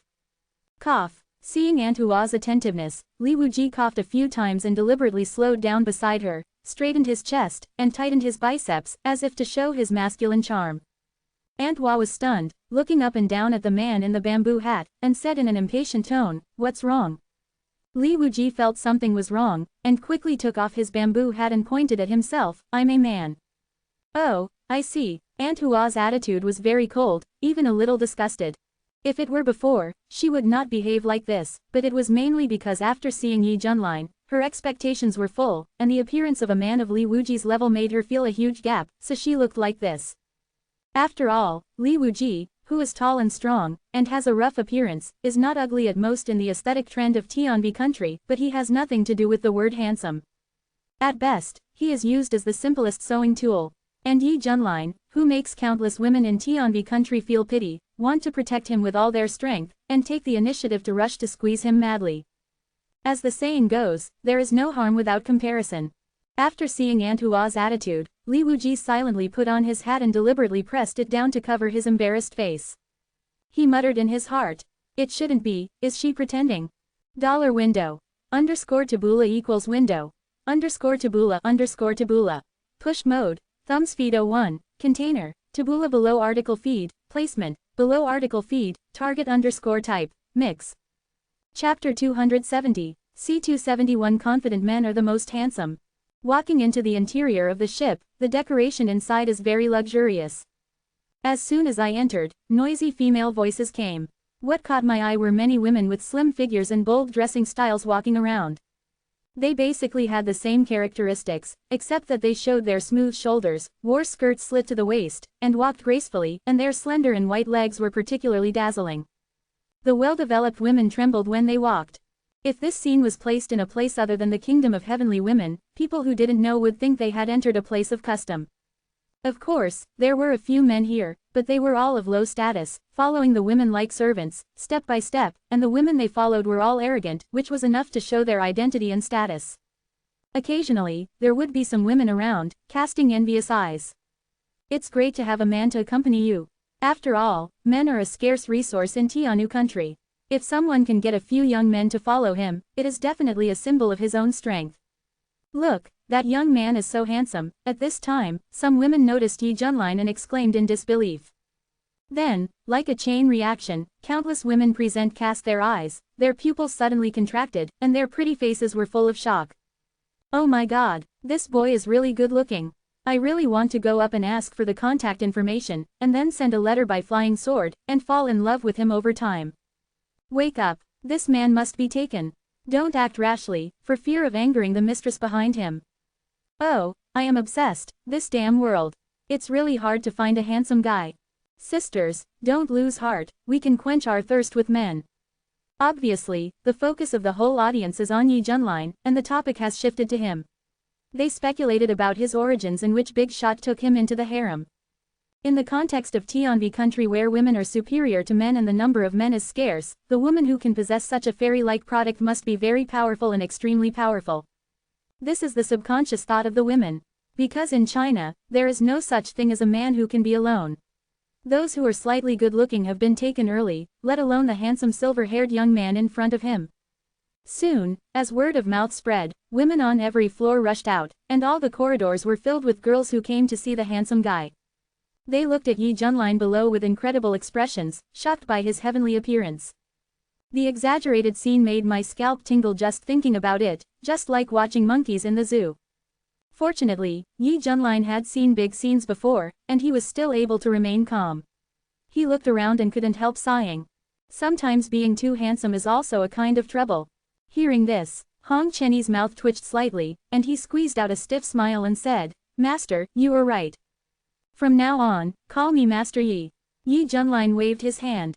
Yes, Master Yi. The most depressed one was Li Wuji. He found that no matter how many girls there were at the scene, none of them were willing to keep their eyes on him. Am I really that ugly? Or do these girls have no taste? Li Wuji would rather lean towards the latter. Noticing Li Wuji's ugly face, Hong Chenyi said jokingly, "Why are you listless? Aren't you quite confident?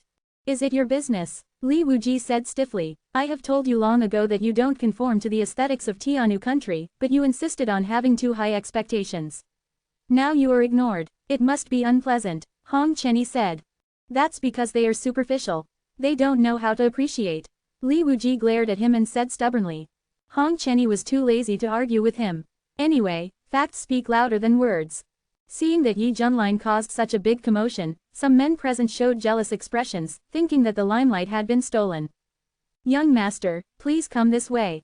The servant in charge of reception was a short girl with freckles on her face. She led Yi Junlin and his friends respectfully to the most luxurious wing upstairs to rest. Tianu country is a country that values appearance. Good-looking boys will attract women to fight for them, and women with good looks will also be sought after and treated well. As for girls with average or even low looks, unless they have a background or are extremely capable, they will be treated unfairly and do the simplest rough work in this country. Following behind Yi Junlin, the innocent Bai Shaoxi looked around curiously, because she couldn't understand why these human women were staring at their master with a look of desire. Are they hungry and want to eat?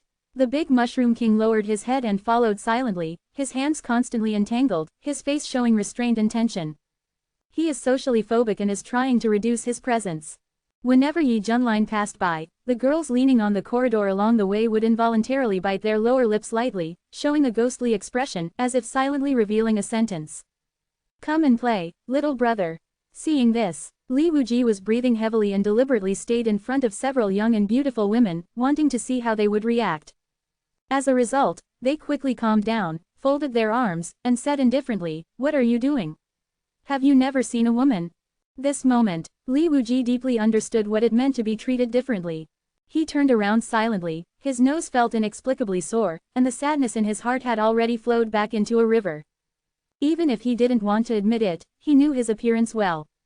Subsequently, Yi Junlin and the others entered the side room, and various melons, fruits, snacks and drinks were presented one after another, and the arrangements were clear. Yes, the service here is attentive. Yi Junlin quickly picked up a golden peach, put it to his mouth and bit it happily. It was full of juice and fragrant. "Xiao Li, what's wrong with you?" Suddenly, Yi Junlin noticed something strange about the middle-aged man. Li Wuji took off his bamboo hat, revealing a slightly weathered and tough face. He was sitting blankly on the chair, as if he had lost his soul. "Master," Li Wuji murmured, "am I really ugly?" Yi Junlin's hand holding Taozi trembled. "Holy shit, you're not done yet, are you?" But seeing Li Wuji lost his mind and being shocked to the point of doubting his life, Yi Junlin seemed to remember something and suddenly felt the same in his heart. I remember that in his previous life, his appearance was ordinary, and he also lived in a society that valued appearance, so he knew the importance of appearance. Yi Junlin, who was sympathetic, patted Li Wuji on the shoulder and comforted him, "If it doesn't work, let's reopen it." Ah, Li Wuji suspected that his ears had heard wrongly. What I want to say is that you are actually very handsome, but your handsomeness is not obvious. Do you understand? Yi Junlin quickly corrected you. Isn't it obvious? Li Wuji was stunned. That's right, you're just so handsome that it's not obvious. Yi Junlin said seriously. Handsome means handsome, is there any obvious difference? Li Wuji looked suspicious and thought this statement was strange. Yes, for example, as my teacher, it's obvious that he is the most handsome. Yi Junlin said firmly. So that's how it is. Li Wuji suddenly said. Yes, he is actually very handsome, but his handsomeness is not obvious. Yi Junlin said seriously. Anyway, you have to remember that confident men are the most handsome. Don't worry about appearance, you are unique. Hear the words. Li Wuji suddenly became enlightened. You are so right, confident men are the most handsome. See this scene. Hong Chenny felt speechless. Suddenly, he noticed some women appearing sneakily outside. Hong Chenny frowned, pushed out the door and said coldly, irrelevant personnel, please leave quickly, don't disturb Mr. Yi's purity. The female monk who had the courage to continue spying suddenly turned pale with fear and hurriedly turned around and left. In their eyes, the woman in red wearing half a silver mask had an invisible sense of oppression in her tone, which was very scary. Now, I am even more convinced that Mr. Yi has a strong background. As expected, the famous flower has its owner, so don't get involved. At the same time, the luxury wing on the opposite side. On the soft bed, a young girl who had just finished her training opened her big, watery eyes. Her pretty face showed dissatisfaction, and she flattened her mouth and said, Aunt May, why is it so noisy outside? She wore 2 buns, with pink ties, and a pink skirt dotted with exquisite patterns. Her complexion was fair and delicate, as smooth as milk, and her facial features were 3-dimensional and delicate, like a doll. Between her eyebrows, full of arrogance. No one outside knows that this girl has a great background. Her surname is Dongfang and her first name is Mengyao. In the kingdom of Heavenly Lady, Dongfang is the royal surname. A middle-aged woman known as Aunt May came over. She had eye wrinkles, a beautiful appearance, and looked like a Taoist nun. She was about 40 years old. At this time, her face had a slight flush that had not faded, and she could not contain her excitement in her tone. Princess, there is a handsome man outside. Dongfang Mengyao was shocked for a moment, stood up and fell to the ground, breathing rapidly, and said in a trembling voice, what did you say? Window. _tabula equals window. _tabula. Push mode. Thumbs feed 01. Container. Tabula below article feed. Placement. Below article feed. Target _type. Mix. Chapter 271. C272 How to make a man fall in love with you quickly. In this world, there are still wild handsome men. Dongfang Mengyao suppressed her excitement and said with a hint of surprise in her tone, Aunt May, are you crazy about men and hallucinating? The kingdom of Heavenly Lady is full of women, and boys are not only a scarce resource but also good-looking boys are extremely rare. As for the existence of beautiful men, Dongfang Mengyao had seen a few in the palace since she was a child. She could count them on one hand, and they were all acquired by her mother from all over the world. They were among the best among men. Now, Aunt May personally claimed that there was a handsome man outside. Dongfang Mengyao, who calmed down, always felt that this news was not true. Could it be that some people among the people have slipped through the net? As the legitimate daughter of the current ruler of the country and the most noble princess of the Heavenly Lady Kingdom, Dongfang Mengyao is loved by thousands of people. Her talent in cultivation has been called a monster since she was a child, and her understanding is extremely high. At the age of only 18, she has reached the realm of overcoming the tribulation. The strong one. At a young age, she has an arrogant personality and doesn't like to be restrained. She sneaked out of the palace in the past 2 years and traveled around the country. It was only today that she prepared to take a treasure ship back to the imperial capital. Therefore, Dongfang Mengyao, who had been traveling among the people before, was shocked by the appearance of a beautiful man. In her opinion, this was not only a fish that slipped through the net, but also a super big fish. Princess, look at what you said. Aunt May's face turned slightly red. What does it mean to miss a man so much? Can such a thing be said openly? She has been the princess's personal bodyguard since childhood, and was ordered by the current king. The princess seemed to have sneaked out of the palace 2 years ago, but in fact the king behind the scenes saw it, and asked her to watch over and protect the little princess at all times. At the same time, she is also one of the few top-level true immortals in the Tianvi kingdom, and is honored as the Plum Blossom Fairy. Her exquisite plum blossom swordsmanship is powerful all over the world. At this time, facing Dongfang Mengyao's doubts, Aunt May said with a wry smile, Princess, if you don't believe it, go outside and ask. That handsome man appeared downstairs just now, and attracted the attention of all the women on the ship. Seeing Aunt May's vow, Dongfang Mengyao was convinced that this was true, because this matter was of vital importance and there was no joke. What about others now? Dongfang Mengyao said anxiously. After all, it could cause a huge sensation in the ship, and she also wanted to see with her own eyes how extraordinary that handsome man looked. Back to Princess, he has already checked into the wing opposite. Aunt May said seriously. Aunt May, tell me honestly, how does that handsome man compare to the others in my mother's harem? Princess, with all due respect, those of them combined can't compare to him. Really, this subordinate guarantees it with his life, it's absolutely true. In her mind, recalling the silver-haired young man who looked like a god descending from heaven, Aunt May's heartbeat couldn't help but speed up. She bit her lower lip lightly, her eyes moving. After living for so long, this was the first time she saw such a handsome man. In terms of appearance and temperament, he could instantly kill the most favored male concubines in the palace. You must know that the most favored male concubines were obtained by the current king of the country after searching all over the world. They all have their own unique images, and they are all the best in the men's world. But compared with that silver-haired young man, it's like a firefly competing against the bright moon, and you don't overestimate your abilities. Hearing this answer, Dongfang Mengyao was shocked again. Her mother was the head of the current dynasty. Although there were 3,000 male concubines in the harem, only 7 of them were the most favored. Because those 7 male concubines are the most beautiful among them, they are all well-deserved top-notch ones, and Dongfang Mengyao also admitted that those 7 male concubines are the best-looking men she has ever seen. As a result, Aunt May insisted that even the 7 top male concubines in the palace combined could not compare to the handsome man outside, which really shocked Dongfang Mengyao. At the same time, she was also very excited, thinking that God had given her the opportunity to get her future husband. If this was brought back to the palace, it would surely outshine the rest. Aunt May, why are you still standing there? Hurry up and invite him over in the name of the princess. I want to be alone with him in private. Dongfang Mengyao took on the airs of a country's princess and ordered in a tone of voice. Women are respected in Tianu Kingdom, not to mention that she is the legitimate daughter of the king, so she is naturally arrogant. After learning that the other party is a beautiful man, she immediately had the idea of forcibly occupying him. She felt that as long as she revealed her identity, the beautiful man would be destroyed. Just do it obediently and act according to her wishes. Who knows? Aunt May looked embarrassed and said, Princess, are you sure you want to do this? Aunt May, why not? Dongfang Mengyao frowned. In my humble opinion, if he is a kind and upright good man, and you treat him like this the first time you meet him, even if you come to the appointment because of your status as a princess, I am afraid he will have a grudge against you, or if he sees you are the princess of the dynasty and I just want to use you to fly up a branch and become a phoenix. You are very utilitarian and the most terrifying thing is that you are good at disguise. This is definitely not a good match for you. Quote. After hearing Aunt May's analysis, Dongfang Mengyao suddenly realized that it made sense. But then again, she just covets that man's body, does she need to think about it so much? Seemingly sensing the girl's little thoughts, Aunt May advised with a serious face, Princess, this matter is related to your lifelong happiness, please think twice. Oh, I'm so annoyed. What do you think I should do, Princess? Dongfang Mengyao stamped her feet and said in a playful manner.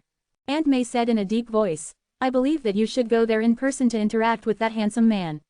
The most important thing is that you must conceal your identity in advance so that you can find out his attitude and examine his personality. Character. After you confirm everything is correct and find a suitable opportunity to reveal your identity, I believe he will be very surprised. Hear the words. Dongfang Mengyao has bright eyes. This method is indeed much safer. It will not arouse the other party's resentment, and it can also find out the other party's character. Aunt May, I didn't expect you to be quite good at it. Dongfang Mengyao winked at the middle-aged woman who looked like a Taoist nun, and said playfully, tell me the truth, how many men have you dated before? Aunt May sneered and said, Princess, please don't bury me. Could she say that she got the routine from folklore? After all, those storybooks that have been circulated in the world are mostly in this way. They tell the story of the heroine, although she has a strong background, but she will deliberately hide her identity in order to keep a low profile. During this period, she shares the joys and sorrows with the hero. In the end, her identity is revealed, and the heroine succeeds. After embracing the beautiful man, the two of them lived a life without shame or boredom. Okay, it's settled. I will personally take action, but before that, let me read the strategy written in the book, so that I can be completely sure. With that said, Dongfang Mengyao took out a hardcover blue book from the storage ring, with 11 big words printed on the cover, How to Make a Man Fall in Love with You Quickly. This is. Aunt May was stunned. Dongfang Mengyao looked slightly proud and shook the blue book in her hand. Aunt May, you are behind the times. This is the best-selling book that ranks first in the world. The book details how to create our women's personalities, how to conquer men step by step, and make men think they have met their true destiny. Dongfang Mengyao felt that the publication of this book was definitely good news for women. The content in it was well-founded and made sense at first glance, and the author who published the book must also understand men very well. Princess, you are so discerning, hurry up. Follow the methods mentioned in it and start attacking that handsome man. Aunt May said with an expectant look. Don't worry, let me see which methods I should use next. Dongfang Mengyao opened the blue book and said with twinkling eyes. After a while, Yi Junlin heard a knock on the door outside the house. Master, let me go and take a look. Hong Chenny stood up and hurried over to open the door. After the door opened, a girl wearing a pink skirt, with 2 buns on her hair, and a face as delicate as a doll, stood pretty outside the door. She originally had a sweet smile on her face, but when she saw Hong Chenny opening the door, the smile suddenly disappeared. She frowned and said warily, Who are you? There was a strong questioning in his tone. In Dongfang Mengyao's eyes, this woman in red wearing a half-silver mask made her feel an inexplicable sense of crisis. But the strangest thing is that it feels a little familiar, like I saw it somewhere when I was a child. Hong Chenny lowered her head, looked at this little loli, and sneered. Humph, where did you come from, this little brat, so rude, don't disturb the purity of my Mr. Yi. You, what did you say? Dongfang Mengyao was startled at first, and then almost exploded with anger. Her chest was rising and falling like a steamed bun, and her beautiful eyes were glaring at the figure in red. She was actually called a brat. What a courage! Just when Dongfang Mengyao was about to run away, Aunt May behind her quickly said, Miss, you are here to visit Mr. Yi, have you forgotten? The words just fell. Dongfang Mengyao felt as if ice water was poured over her head. Her anger was extinguished in an instant. She quickly regained her composure and gritted her teeth. According to the book, the first meeting is very important. If she gets angry at this moment, all her impression points will be deducted. What's more, the other person is just a guard responsible for protecting Mr. Yi, so she can't get angry with such a servant.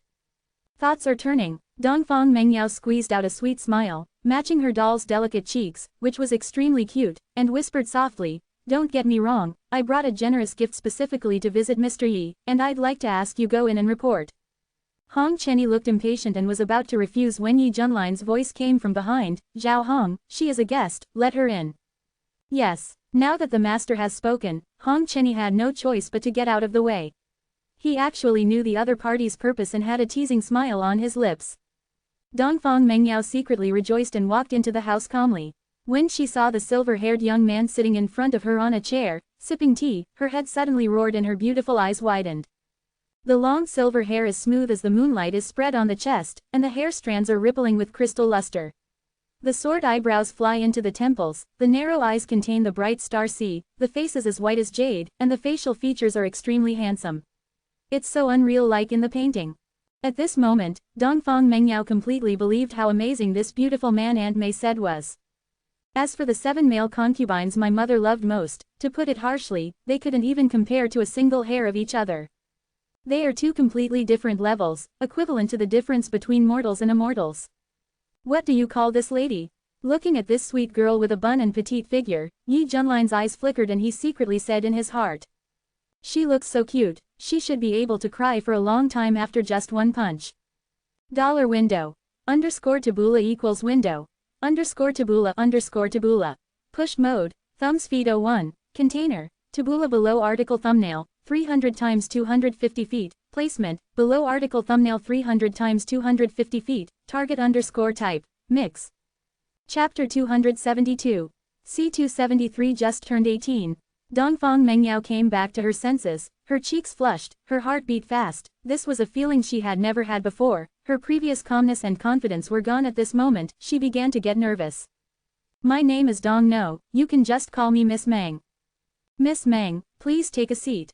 Yes. Dongfang Mengyao's voice was as soft as a mosquito. She sat obediently on the chair, and looked up carefully. Sure enough, this kind of handsome man is pleasing to the eye. Aunt May, who was standing outside the door, was obsessed with Yi Junline's appearance at first, but after calming down, her eyes showed a look of surprise. At this moment, she suddenly realized that she couldn't see through this young man at all. Not only this young man, but also the other people in the room, all couldn't see through. You know, she is a top-level true immortal. Apart from the current king, who else can make her feel that way? The more Aunt May thought about it, the more she felt something was wrong, and she began to doubt the identities of these people. Her eyes looked at the standing red figure, and her heart suddenly jumped. For some reason, this person seemed familiar. Miss Meng, have you forgotten that you have something to give me? This sentence broke Dongfang Mengyao's self-immersion, making her suddenly wake up, feeling a little embarrassed. Damn, as a princess of the Tianbi kingdom, I actually messed up in front of a little man, which is really wrong. I have to stay calm, follow the routine in the book, get closer to him first, and show my demeanor as a big woman. Mr. Yi, this is a gift I specially prepared for you. Dongfang Mengyao took out a storage ring and gently placed it on the table, with a slightly complacent smile on her lips. First, show strong financial resources, use the simplest and crudest money offensive, let the other party mess up, so as to take the initiative, and then she will lead the way. After all, if it is a gold digger, it will be easier for me to control him. As a princess of a country, the thing she lacks the most is money. Yi Junline picked up the storage ring and took a rough look with his spiritual sense. When he saw 100,000 top-grade spirit crystals lying inside, his face looked a little strange, and he secretly complained. Damn, this woman is so poor. This amount of spirit crystals may be a considerable amount in Tianbi country, but it is like a stinky stone in a pit here, worthless. The system reward he gets for signing in every day is no longer a top-grade spirit crystal, but a real fairy crystal. Even a most ordinary fairy crystal can beat countless top-grade spirit crystals, because the fairy crystal contains fairy spirit, which is the difference between heaven and earth. Besides, he is now an immortal king. What value does more spirit crystals have for him? Miss Meng, I appreciate your kindness, but please take back this money. Yi Junline put down the storage ring in his hand and firmly refused this huge amount of money. The implication is, little sister, what you gave is too little. You should keep this money for yourself. I really don't like it. What? Dongfang Mengyao's pupils were shocked. She had been observing Yi Junline's expression just now. When she found that the other party was sincere in returning the money, she felt very incredible. This is 100,000 top-grade spirit crystals. A full 100,000. You can actually resist this huge temptation. Dongfang Mengyao was shocked. Completely shocked. This is the first time in her life that she has seen such a good man who regards money as dung. The question is, what should I do next? Dongfang Mengyao racked her brains, a trace of sweat overflowed from her forehead, her face was flushed, and she felt like sitting on pins and needles. Yi Junline wondered secretly, could this woman have hemorrhoids on her butt? Even sitting is so painful. Miss Meng, take it easy. Yi Junline picked up the teapot and poured her a cup of tea, which was brought by the wing room. The tea is sweet and mellow, with endless aftertaste. When you taste it carefully, there is a faint fragrance. Thank you, thank you. Dongfang Mengyao picked up the teacup and took a sip of the tea. Suddenly, she thought of the character routines in the book, and her beautiful eyes became brighter. After trying to adjust her state, Dongfang Mengyao put down the teacup gently, staring at Yi Junline with her big watery eyes, and said in a coquettish voice. Mr. Yi, this tea tastes so good. The sudden scene made Yi Junline's body covered with goosebumps. He quickly looked down at the teacup in his hand and said in a depressed voice, I'm not pouring green tea. Why did this woman become tea-like? It tastes good, just drink more, I'll give you enough. Yi Junline poured her another cup.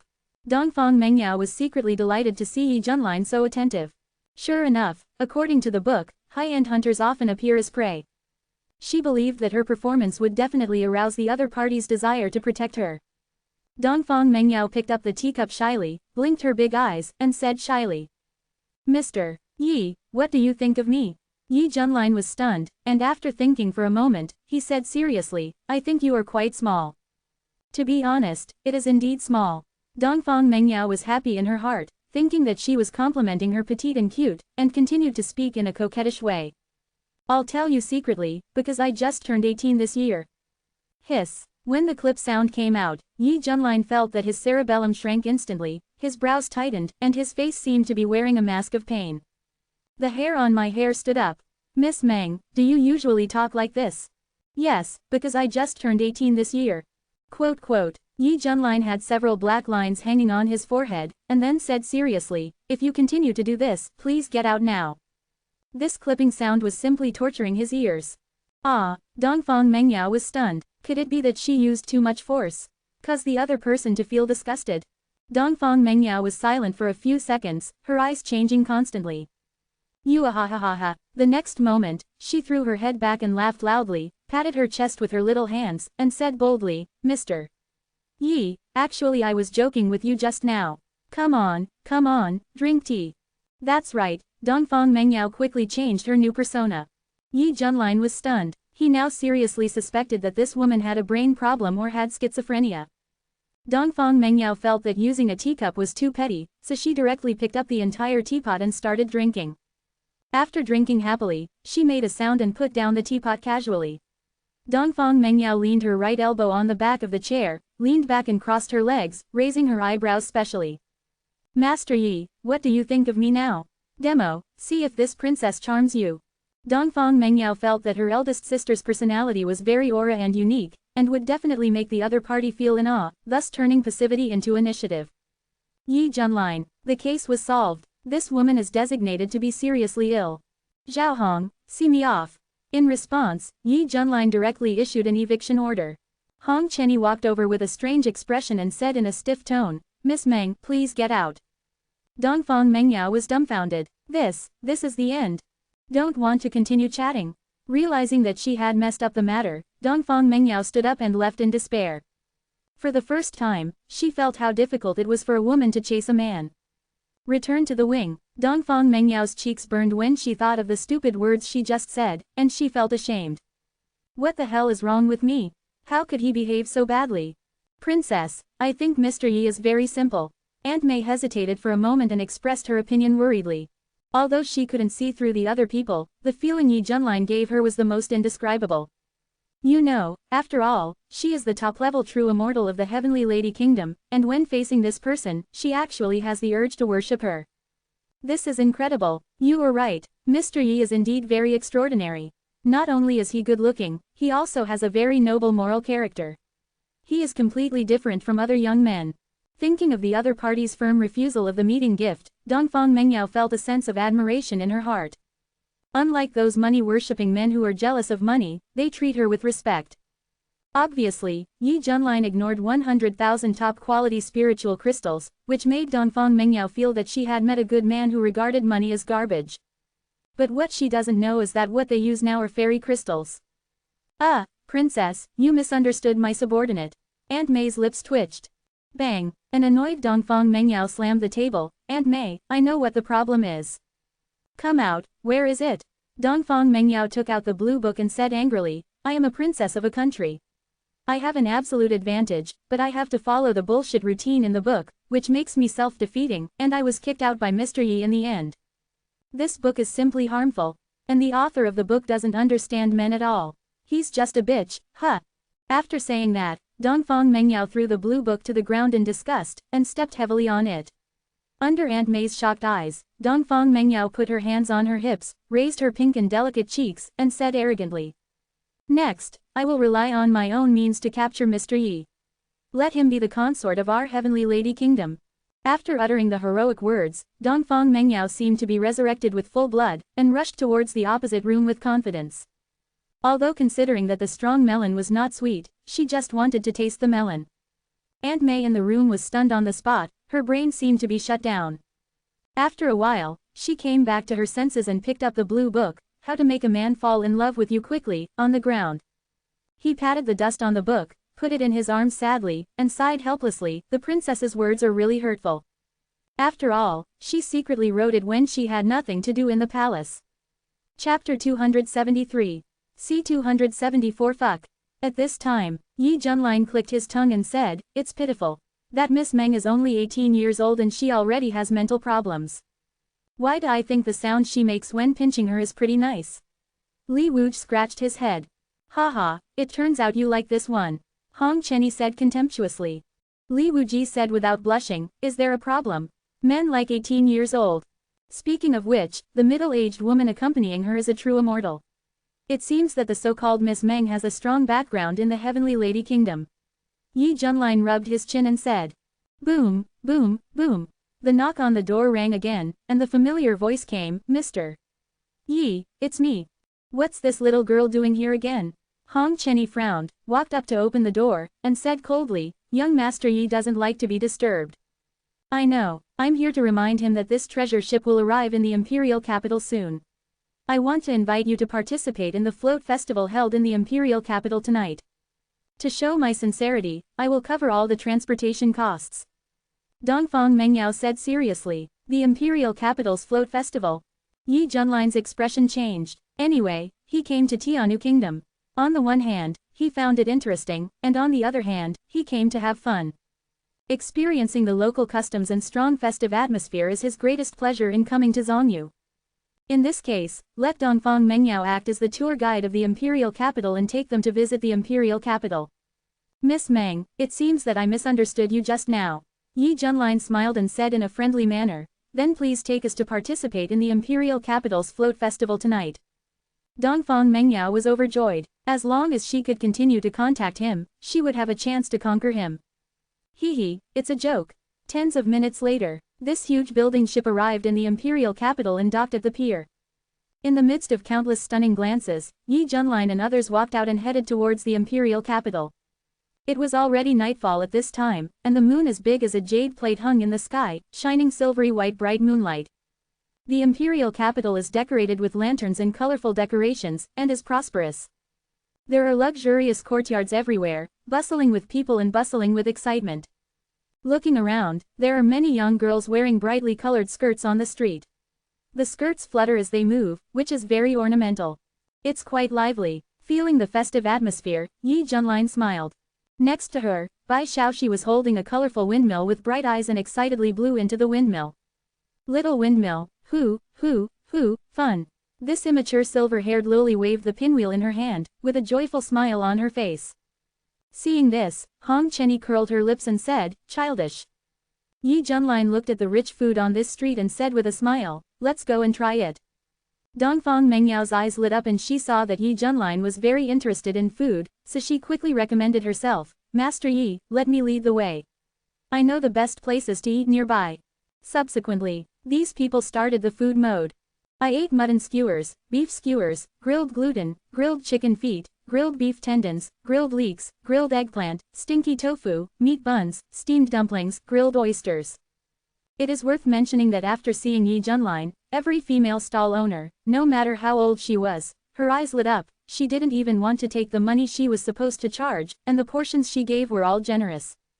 By the way, isn't this the float festival? Where are the floats? Li Wuji asked doubtfully. Dongfang Mengyao cast a suspicious look, why do you ask such a retarded question? If there are no floats in the float festival, is it still called a float festival? The reason why there isn't is, of course, because the last step hasn't arrived yet.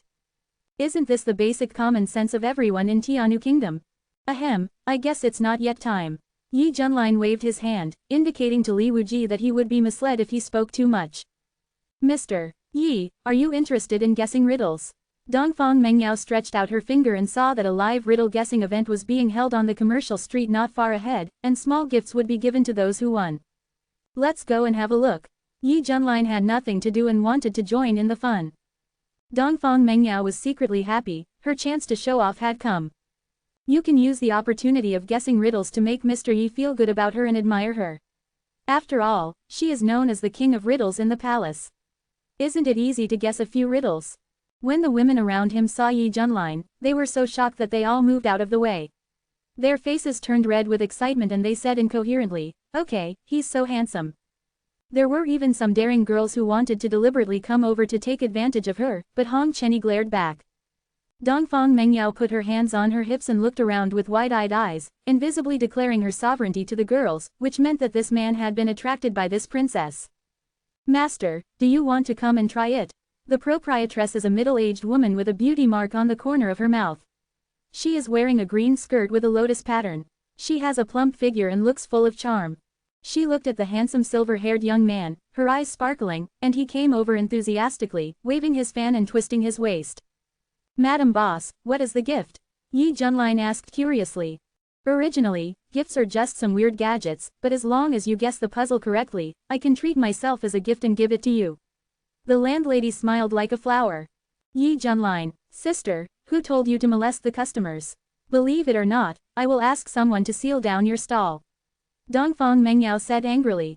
The landlady was startled. Looking at Dongfang Mengyao's clothes and the strong aura he revealed, she decided that the other party must have some background. She was probably the daughter of a high-ranking official in the imperial capital. Can't afford to offend, can't afford to offend. Miss, I am joking with this young man, please don't mind. The landlady said with a sneer. Snort, Dongfang Mengyao just scared her.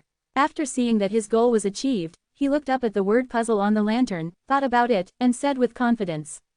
The answer to the crossword puzzle on your lantern must be the word Wu, right?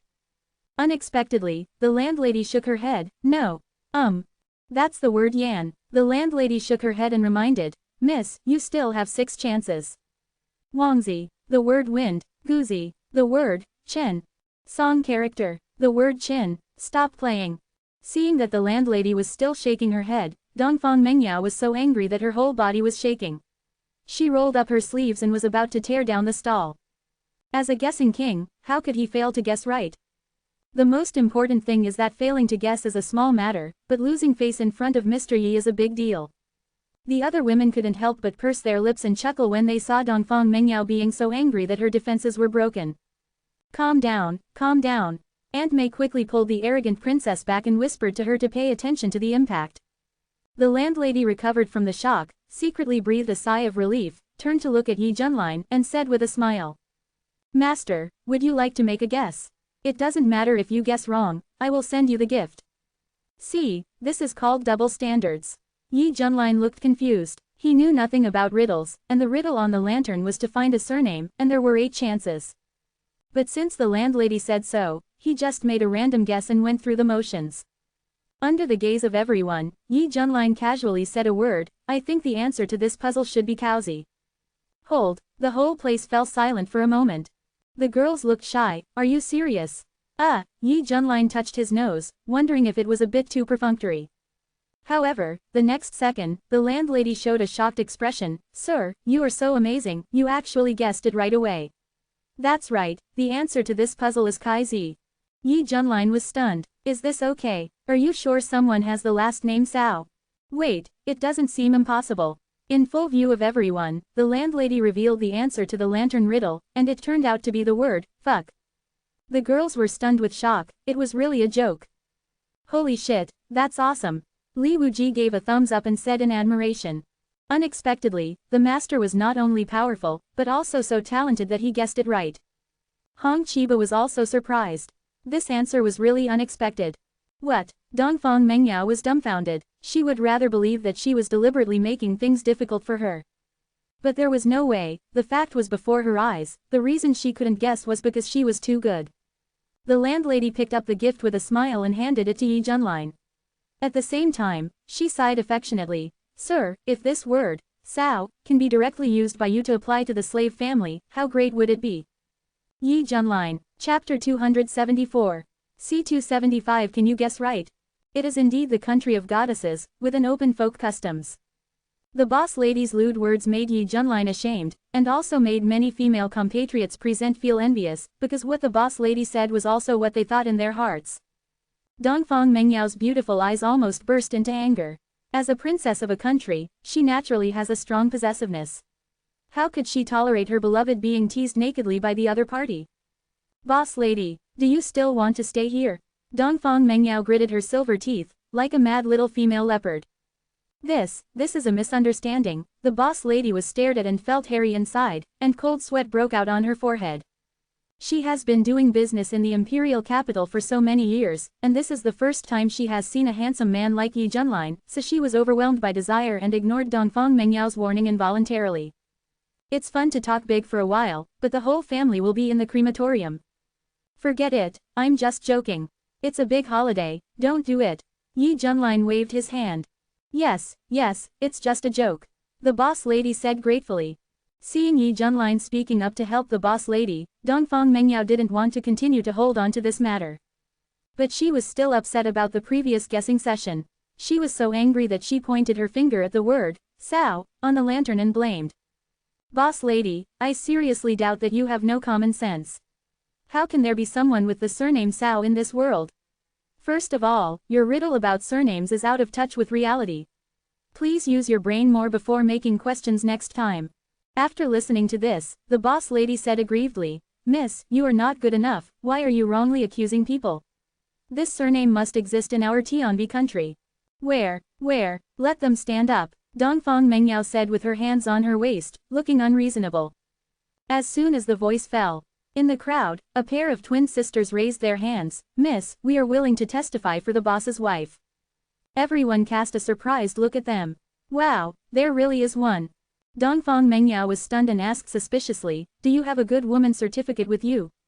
The good woman certificate is the identity symbol of women in Tianbi country. Because the imperial capital is a mixed crowd and needs to maintain order, so in order to avoid the trouble of being questioned, almost all women here will bring a good woman certificate. Yes, the twin sisters took out their good woman certificates, which had clear names and residential addresses. A look at the surname showed that it was indeed Sao. Hearing this, the whole audience was silent. Everyone was stunned to hear such a simple and crude name.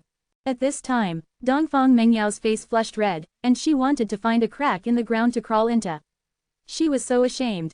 Who would have thought that this was actually true? Outrageous. It's outrageous. Miss, please be more careful next time. Seeing that the grievance was cleared, the boss lady's tone was a bit complaining. Sorry. At this point, Dongfang Mengyao couldn't continue to be stubborn, so she simply bowed her head and admitted her mistakes with a very sincere attitude. Aunt May saw it and nodded secretly. Although the princess was more arrogant, she was able to correct her mistakes, which was better than many unruly and domineering nobles. After all, as the future ruler of Tianu country, personal conduct is very important. Aunt May, as a personal attendant, would also secretly report the princess's changes to the current ruler. Yi Junlin thought to himself, even this kind of puzzle, I can guess the answer casually. Is it because of my good luck?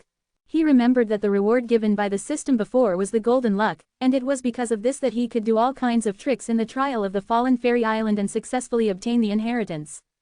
Now, what he experienced at the moment made Yi Junlin feel that it might be related to luck. In order to verify this conjecture, he decided to try another stall. Sir, take care, come and play often when you have time. The proprietress shook her plump body and said reluctantly. Many female customers also followed Yi Junlin. They were so excited that they felt that their desires were insatiable just by looking at his back. Dongfang Mengyao wanted to save face and was eager to prove herself. She pointed to a riddle-guessing stall not far away and said, look, there are some there too. Oh, Yi Junlin looked over. The person in charge of the stall was a middle-aged man in a brown robe, with dark eye bags and thin cheeks. He looked very thin and looked like he had indulged in excessive sexual activities. Combined with the environment of Tianu country, it is hard not to think of something. Sir, come and guess a riddle. If you answer correctly, you will receive a small gift. The middle-aged shopkeeper took a look and instantly focused his attention on Yi Junlin. He was shocked by his godlike appearance and felt deep sympathy in his heart. How can he be so handsome in Tianu country? He must be tortured by those wolf-like women. After all, even a man of his level has been exhausted by those women over the years. As a result, when he saw a woman hooking her finger at him later, he felt scared from the bottom of his heart. Just when the middle-aged shopkeeper was absent, Yi Junlin had already come to the stall leisurely, looking at the 6 high-hanging colored lanterns, with a meaningful smile on his lips. He didn't even look at the puzzle carefully, and shouted loudly. The first one is the word Shi. The second one is the word Shang. The third one is the word Zui. The fourth one is the word Shuai. The fifth one is Zuo. The sixth one is J. 6 answers to the puzzles were given in a row, which almost made everyone's brains unable to wrap around. Dongfang Mengyao widened her beautiful eyes and looked at Yi Junlin in disbelief. So fast, she's not ready yet. Dongfang Mengyao was still thinking about the first puzzle, intending to give an accurate answer to save face, but she never expected that Yi Junlin would say 6 in one breath. Too fast, really too fast. The middle-aged shopkeeper looked at Yi Junlin in astonishment. You. Thinking that all the answers were wrong, Yi Junlin smiled awkwardly but politely. Just a joke, I was just saying it casually. After all, whose puzzle answers would be so strange and coincidental? Sir, you are so amazing, you actually guessed them all. As a result, the next second, the middle-aged shopkeeper shouted excitedly. He really didn't expect that the 6 puzzles he had prepared with great effort were all set out in one breath. Oh my god, everyone was stunned. All 6 puzzles were guessed correctly. To call him the king of guessing puzzles is an insult to him. He is truly a well-deserved master of guessing puzzles. In response to this, Yi Junlin was stunned on the spot. Are you kidding me? I just said some nonsense, how can this be okay? Whose puzzle answers are so weird?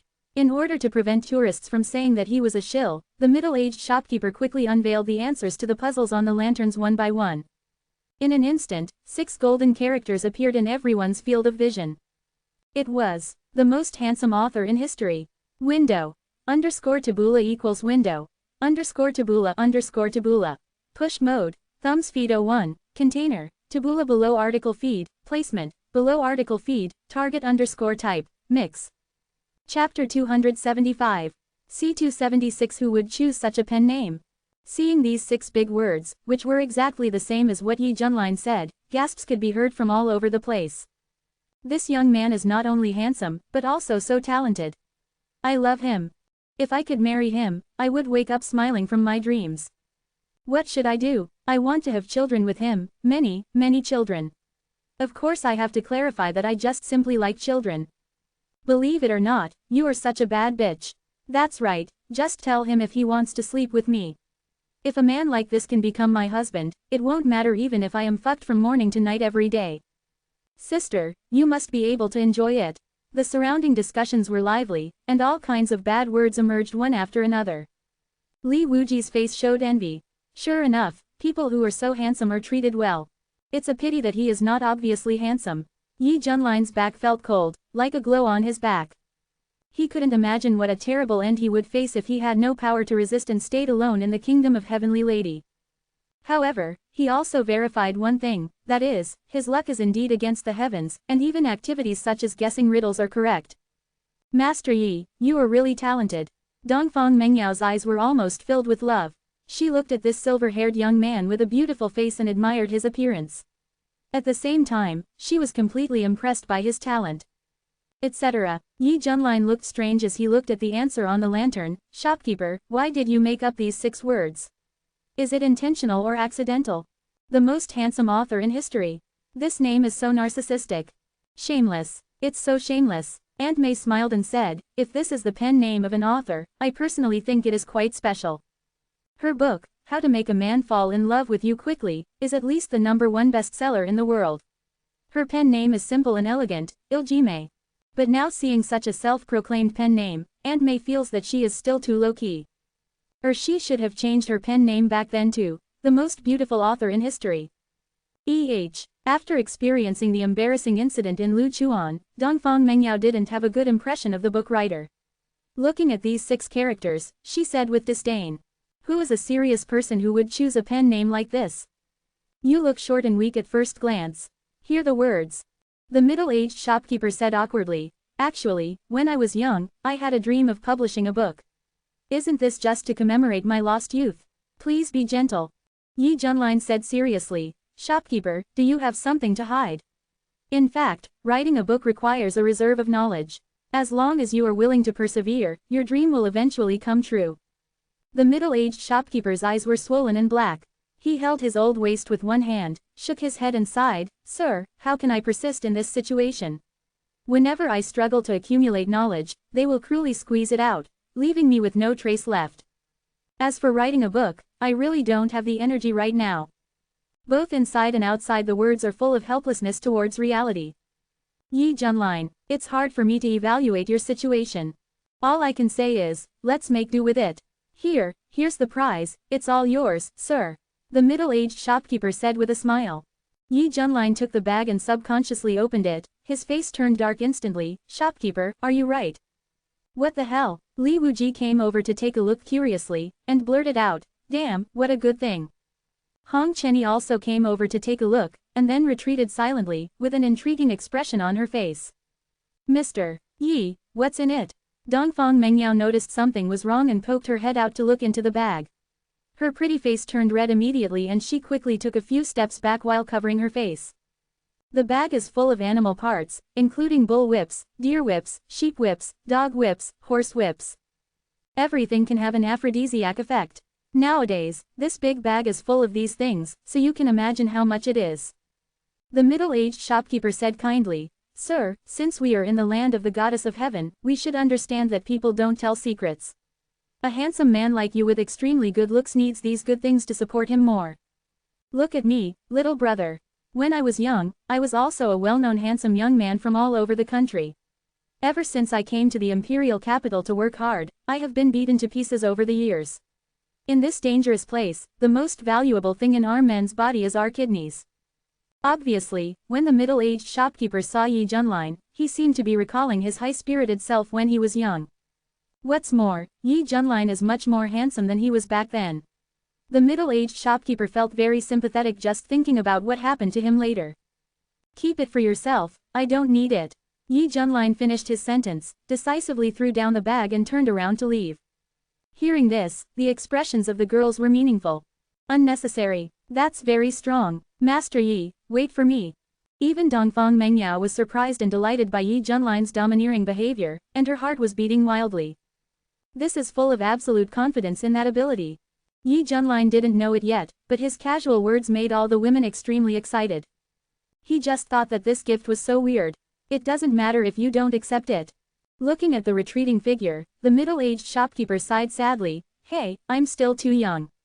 At the same time, the excitement in the imperial capital continues, even reaching a higher peak. "Hurry, hurry, the float ceremony is about to begin. I want to see my little brother ride on the float. In this year's float festival, I wonder which young master is the most dazzling." Every time this happens, there will be a rich woman who spends a lot of money to book a float for the man she likes most, and travel together in the imperial capital. Not to mention how beautiful the scene is. These days, rich people get married eventually. Among us poor women, which boy is willing to choose us? Many beautifully dressed women were talking about it and were looking forward to the upcoming float ceremony. The float festival is the most grand festival in the Heavenly Lady Kingdom. At the last stage of this festival, various floats will appear.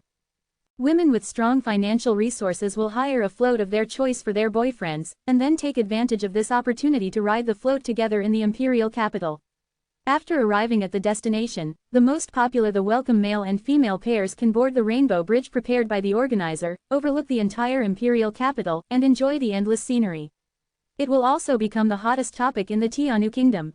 After all, being able to take a very handsome man on a float trip would make many girls watching the float ceremony envious. To put it bluntly, this is a way of expression for those powerful women to satisfy their vanity. Commoners can only watch it to satisfy their cravings, and then raise their pillows at night, and maybe have a good dream. This world is so realistic. Could it be that there was a float watching? Yi Junlin asked with interest after noticing the change in movement. It was also the first time for him to see this kind of local special festival. Subconsciously, Yi Junlin wanted to take out the melon seeds and silently become a melon eater.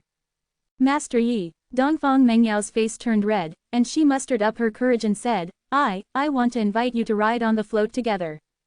"Can I do it too?"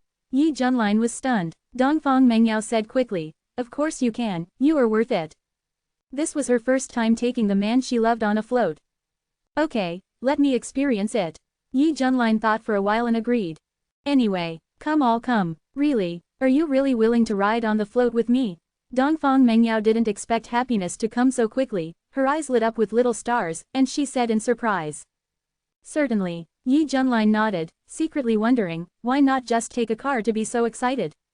"I am already a veteran driver." Window. _Taboola equals window. _Taboola. Push mode. Thumbs feed 01. Container. Taboola below article thumbnail. 300 times 250 feet. Placement. Below article thumbnail -300 times 250 feet. Target _type. Mix. Chapter 276. C277 Call me Queen. You wait. Dongfang Mengyao, who received the exact response, was filled with excitement. She immediately took out a royal communication talisman. After injecting spiritual power, she said something seriously to the communication talisman, as if she was issuing an order. At the same time, the Black Gold Chamber of Commerce is responsible for the float ceremony. In the bedroom, a domineering and beautiful woman in palace attire opened her flaming red lips and spoke out with a cold voice like a queen. "Mom, hurry up, whoever dares to be lazy will be punished." A tall man couldn't help but scream when he was punished, and beads of sweat broke out on his forehead. "Madam, I was wrong." "What are you calling me, ma'am? You want to call me your queen?" The beautiful woman in palace attire widened her almond-shaped eyes. "Ah, yes, your lady queen. My lady queen, I was wrong." The tall man grinned in pain and begged for mercy again and again. Several other men showed complicated expressions. Yes, they are all Taoist monks of a beautiful woman dressed in palace clothes, and the identity of the beautiful woman dressed in palace clothes is Nolan Yan, the president of the Black Gold Chamber of Commerce. The Black Gold Chamber of Commerce is the largest chamber of commerce in the imperial capital and is also the organizer of the float ceremony. In the eyes of the outside world, Nolan Yan, the president of the Black Gold Chamber of Commerce, is not only arrogant, resolute and business savvy, but also has 6 strong and good-looking male partners, which can be said to make countless women feel envious and jealous. Privately, Nolan Yan likes to play this kind of interactive game the most, because it allows her to enjoy the feeling of being a queen. Ah ha ha ha, Nolan Yan, who was extremely tall, burst into unbridled laughter. "Yes, your lady queen." The 6 male Taoists endured the severe pain. I don't know why, but they were initially resistant to this preference, but later on, sometimes they even made mistakes on purpose. For example, the tall man who made the mistake just now is actually Nolan Yan's earliest Taoist companion, and he can be said to have experienced many battles. But he happened to make a slip of the tongue. Could it be that he has a poor memory and forgot the rules? Of course not, this person did it on purpose. He knew how to please Nolan Yan and how to sacrifice his body to gain emotional value from the other person. Because of this, even if Nolan Yan later accepted 5 Taoist companions one after another, they still loved him. In an environment like Tianu Kingdom where women are superior to men, if qualified men want to get ahead, it's not enough to just look good, they also have to be good at getting things done. This is the way little people make choices. Just when Nolan Yan was getting excited about playing, a special communication symbol glowed brightly and buzzed on the table. "You bastard, who doesn't have eyesight and dares to disturb me at this time?" Nolan Yan raised her hand to get it with a cold face, frowned, and listened to the news from the communication talisman. "Nolan Yan, you immediately bring the highest standard float to the imperial capital square and wait for me. I want to go on a trip with Mr. Yi. If you delay this princess's happiness, your Nolan family will be expelled from the imperial capital." A clear voice sounded like a trickle of water, with a hint of arrogance and a commanding tone. You must know what kind of status Nolan Yan has. As the president of the Black Gold Chamber of Commerce, he controls 80% of the country's economic lifeline. A few coughs can make the people below tremble. But now, when she heard the sound coming from the communication light talisman, Nolan Yan's face suddenly changed with fear, and her whole body felt like it had fallen into an ice cellar. The dissatisfaction just now disappeared in an instant, and was replaced by a sense of panic. Just because the person who spoke to her was Princess Yao Yao, the legitimate daughter of the leader of the Heavenly Lady Kingdom. This is a cultivation genius who is only 18 years old. He is the pride of the royal family and the apple of the king's eye. In terms of identity and status, she is not comparable to the president of the Chamber of Commerce like her. To put it nicely, she is the president of the Black Gold Chamber of Commerce and the head of the Nolan family, but as long as she offends the royal family, she and her family will completely disappear from the imperial capital tomorrow. For those in power, they can support a new talker at any time to take charge of the Black Gold Chamber of Commerce. Therefore, even if Dongfang Mengyao's tone was very disrespectful, Nolan Yan felt that it was reasonable, and even felt extremely honored to be able to serve this most noble princess. At this time, Nolan Yan was both shocked and curious. Who was Master Yi that could make Princess Yao Yao, who had always been very discerning, willing to show her face and participate in the float ceremony for him? "My queen." A muscular man full of hormones hugged Nolan Yan's thigh and said flatteringly like a dog, wanting to take the opportunity to express himself. "Roll." Nolan Yan was furious and kicked him out, shouting angrily, "You stinky man who has no eyesight, don't you know that I have something serious to do?" After saying that, he took off his golden mask, hurriedly arranged his clothes, and rushed out of the attic, shouting at the top of his lungs. "Quickly, bring the highest standard float to this president. I want to go to the imperial capital square in person." The members of the Black Gold Chamber of Commerce were all shocked. They had never seen the president acting so anxious and panicked. Imperial Plaza. Yi Junlin and his party are waiting. Above the night, beautifully shaped floats appeared one after another, dragging bright rainbows. Look, it's so beautiful. Bai Shaoxi held the windmill in her hand, pointed at it, and said with bright eyes. Is this a float? It's quite beautiful, Yi Junlin said with a smile. Some are colorful cloud floats, held up by large groups of colorful clouds, with colorful ribbons tied to the wheels, fluttering in the wind, like a dream. Some are star floats, with twinkling stars surrounding the body, as gorgeous as the Milky Way, and a hazy nebula on the roof, which looks very atmospheric. Some are crane floats, which are pulled by more than a dozen cranes. When they run, they are like gliding smoothly in the sky. The body is filled with various gems and pearls, shining, colorful and very gorgeous. Some are pumpkin floats, which, as the name suggests, look like big pumpkins, with wind on all sides, and the body is clustered with vast flowers, exuding a rich fragrance that is refreshing. All kinds of floats appeared together, and they immediately attracted the attention of the people in the imperial capital. Of course, countless girls admired the shape of the floats, and more importantly, they wanted to see how handsome the young man riding the floats was. On each float, there were men accompanying the women. They were all very handsome, standard handsome men, and their types were different, which could satisfy the various fantasies of girls. Wow, that guy is so good looking, he is my ideal. It's a pity that he is already on someone else's float, woo. When can I experience the happiness of a rich woman? I'm so angry, that woman actually has 3 young men to accompany her, she is so beautiful. Can't you be kind and give me one? In an instant. Exclamations came one after another, full of envy. And those young ladies riding on the floats, each holding the arm of their male companions, proudly raised their chins, looked complacent, and their vanity was greatly satisfied. Seeing this, Dongfang Mengyao stamped her feet anxiously and said angrily, Damn Nolan Yan, you haven't come yet. If you dare to ruin this princess's big plan, I will let her taste the Trojan horse punishment of the Ministry of Justice. The Trojan horse punishment is an extremely harsh punishment for women in the Tianbi kingdom. If the person being punished sits on it for 10 days or 8 days, he will be unconscious, foam at the mouth, and limp like mud. Chapter 277. C278 Can you fall in love with me or not? Hearing Dongfang Mengyao's voice, Hong Chenyi's eyes flashed, and the corners of his mouth raised a subtle arc. He already knew her identity in his heart. No wonder he felt vaguely familiar with this woman when he saw her before. It turned out that she was the descendant of his old friend. Suddenly, a gorgeous and extremely luxurious float appeared in the imperial square. The wheels of the float turned rapidly, dragging a dazzling golden rainbow light, and in front of the float, there were 9-headed unicorn-like beasts, stepping on colorful clouds, and a spirit horse with red coral horns on its head pulling it. Once it appeared, it caused countless exclamations along the way. Fuck, this float is so cool, it's totally different from other floats. Did you see those horses that look like unicorns? They are called red gold unicorn horses, and they have some unicorn blood, so they are very precious. I remember now, this is the highest standard unicorn float in the float ceremony. It is said that you can't hire it even if you have money. It is specially used to show off. Who is so generous that he can transfer it? Shua. Amid countless shocked eyes, the unicorn float came in front of Dongfang Mengyao. The beautiful woman in palace dress sitting on the float flew over eagerly, half knelt on the ground in fear and trepidation. Princess Yao Yao, I am late, and I deserve to die. Princess. When this title came out, everyone was shocked. Dongfang Mengyao put her hands on her hips and said angrily, Nolan Yan, I think you are deliberately embarrassing me in front of Mr. Yi. You are so slow to get a car.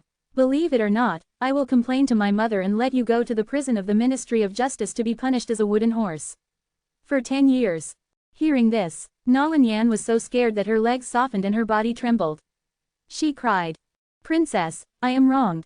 It is mainly because these red gold unicorn horses were disobedient on the road. I also spent a lot of effort to drive them here. Oh, there is this thing. Dongfang Mengyao turned her head and saw the 9 red gold unicorn horses, with white air coming out of their nostrils, raising their heads and neighing, looking unruly. I have heard that this kind of spirit horse is arrogant and difficult to tame, so the Black Gold Chamber of Commerce uses them as the facade of the float ceremony. It seems that this news is not groundless. Aunt May stepped forward and scolded, trying to kill the spirit, evil beast, stand still for me. Feeling the threat of the true immortal's breath, the 9-headed red gold Qilin horse was aroused and became more agitated.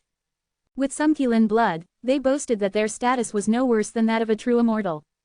Aunt May sighed and said helplessly to Dongfang Mengyao, Princess, it seems that what President Nolan said is true. Dongfang Mengyao frowned. Okay, Nalan Yan, I won't blame you for this. Thank you, princess. Nalan Yan cried with joy, and was afraid in her heart. If she really had to taste the 10-year punishment of the Trojan horse, the taste would make her scalp numb just thinking about it. I can't stand it, I can't stand it at all. It will be completely broken. Looking at the silver-haired young man, Dongfang Mengyao intertwined her hands and pursed her lips. Mr. Yi, I'm sorry to have kept you waiting for so long. I'm afraid I have to change a car. Also, I'm actually the princess of Tianbi country. My real name is Dongfang Mengyao. I didn't tell you before because I was afraid that you would feel alienated from me. In Dongfang Mengyao's view, her identity is so noble. She is the future ruler of Tianbi country. Even if Yi Junlin has a good background, he is at most a son of a noble family. After hearing his true identity, he must feel a lot of pressure. Who would have thought that Yi Junlin casually waved his hand? It doesn't matter, I don't care about this. The implication is, although you are just a little princess and so poor, I am easygoing and will not discriminate against you. But in Dongfang Mengyao's eyes, Yi Junlin not only did not blame her, but after learning her identity, he was able to be neither humble nor arrogant. This made her appreciate Yi Junlin's character even more.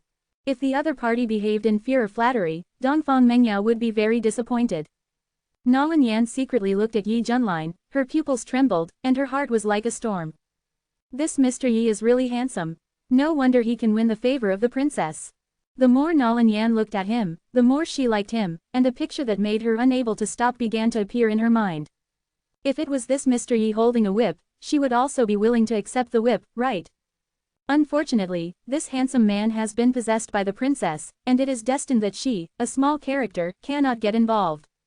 Alas, so envious. Are these horses disobedient? Yi Junlin's expression moved, and he walked towards the 9-headed red gold unicorn horse. Mr. Yi, be careful that they hurt you. Dongfang Mengyao shouted anxiously, but the scene that happened in the next second shocked her. The 9 red gold unicorn horses, which were originally arrogant and unruly, burst into a flood of fear under Yi Junlin's gaze. They were so scared that they lowered their proud heads with deep awe in their eyes. Isn't this very obedient? Yi Junlin smiled and stretched out his hand, patting their heads one by one.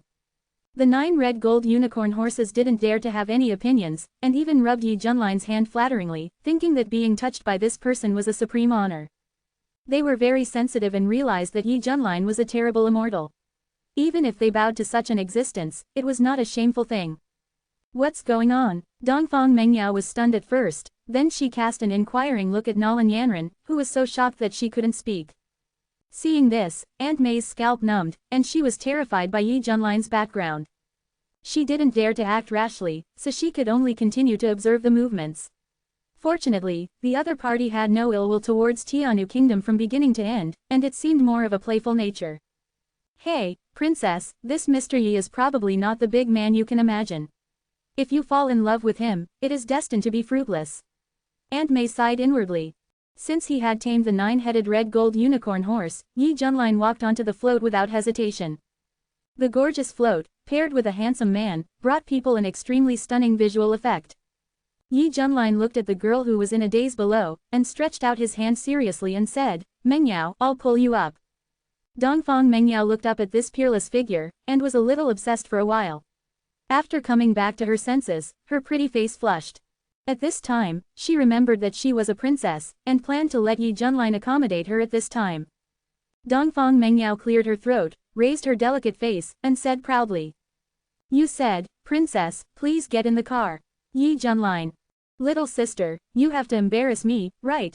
Seeing no response, Dongfang Mengyao had to repeat it again. This time the words were clear, bit hard, blinked, and frantically hinted Yi Junlin to do it. You said, please get in the car with the princess. Yi Junlin said unhappily, you are sick, you fucking love it or not.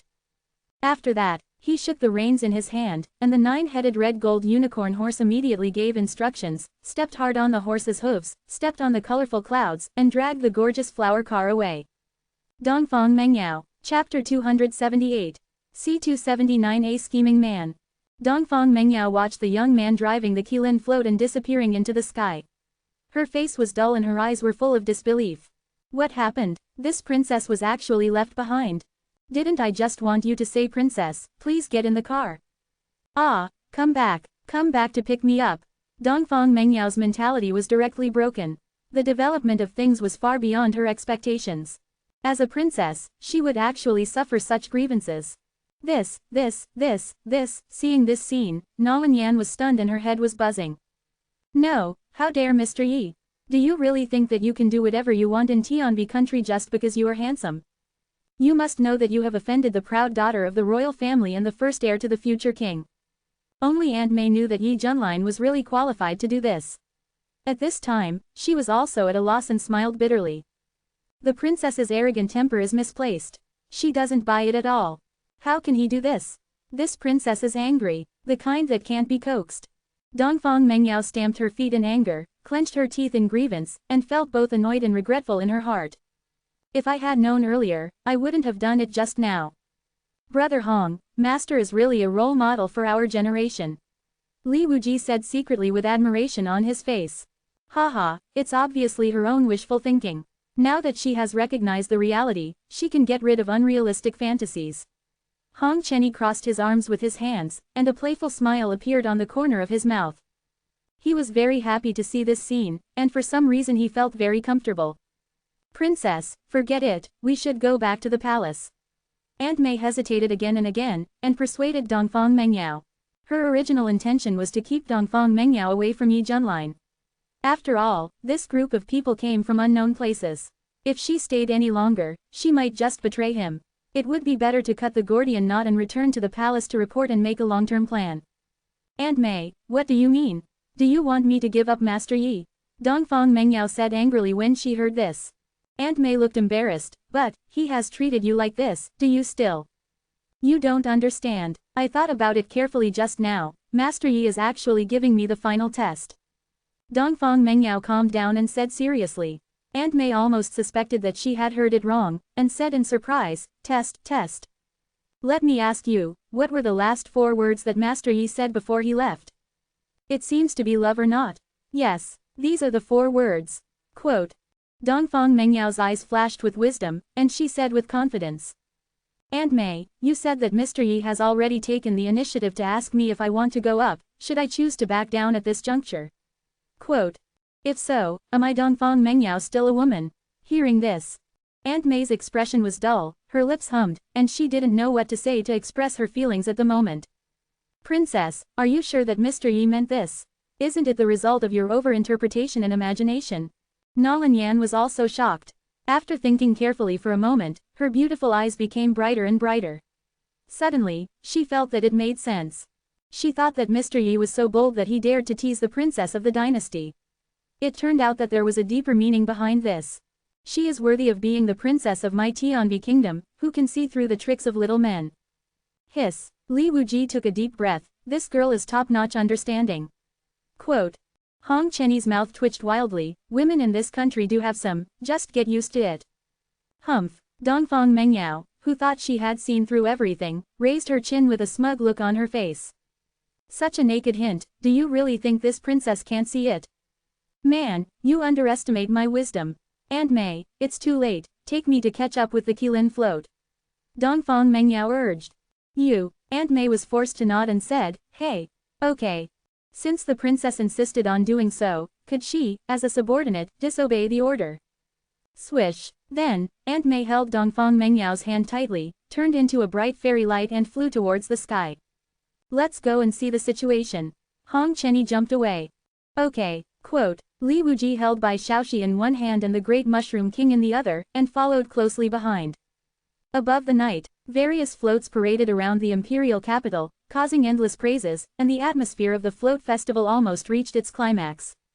Just then, a woman opened her beautiful eyes in surprise, stretched out her slender jade fingers, and exclaimed. Sisters, look, that float is so special. Everyone looked in the direction, and when they saw the Qilin float appear, their hearts suddenly beat wildly. The 9-headed red gold Qilin horse stepped on the colorful clouds, pulling an extremely luxurious float. The magnificent and shining appearance directly detonated the emotions of the people in the imperial capital. I know this float. This is the face of the float ceremony, the highest specification Qilin float. Oh my god, who is so powerful that he can even mobilize the rumored Qilin float? Wait, there's a man standing on the float. I'm dying of handsomeness. Tisk, what's the big deal?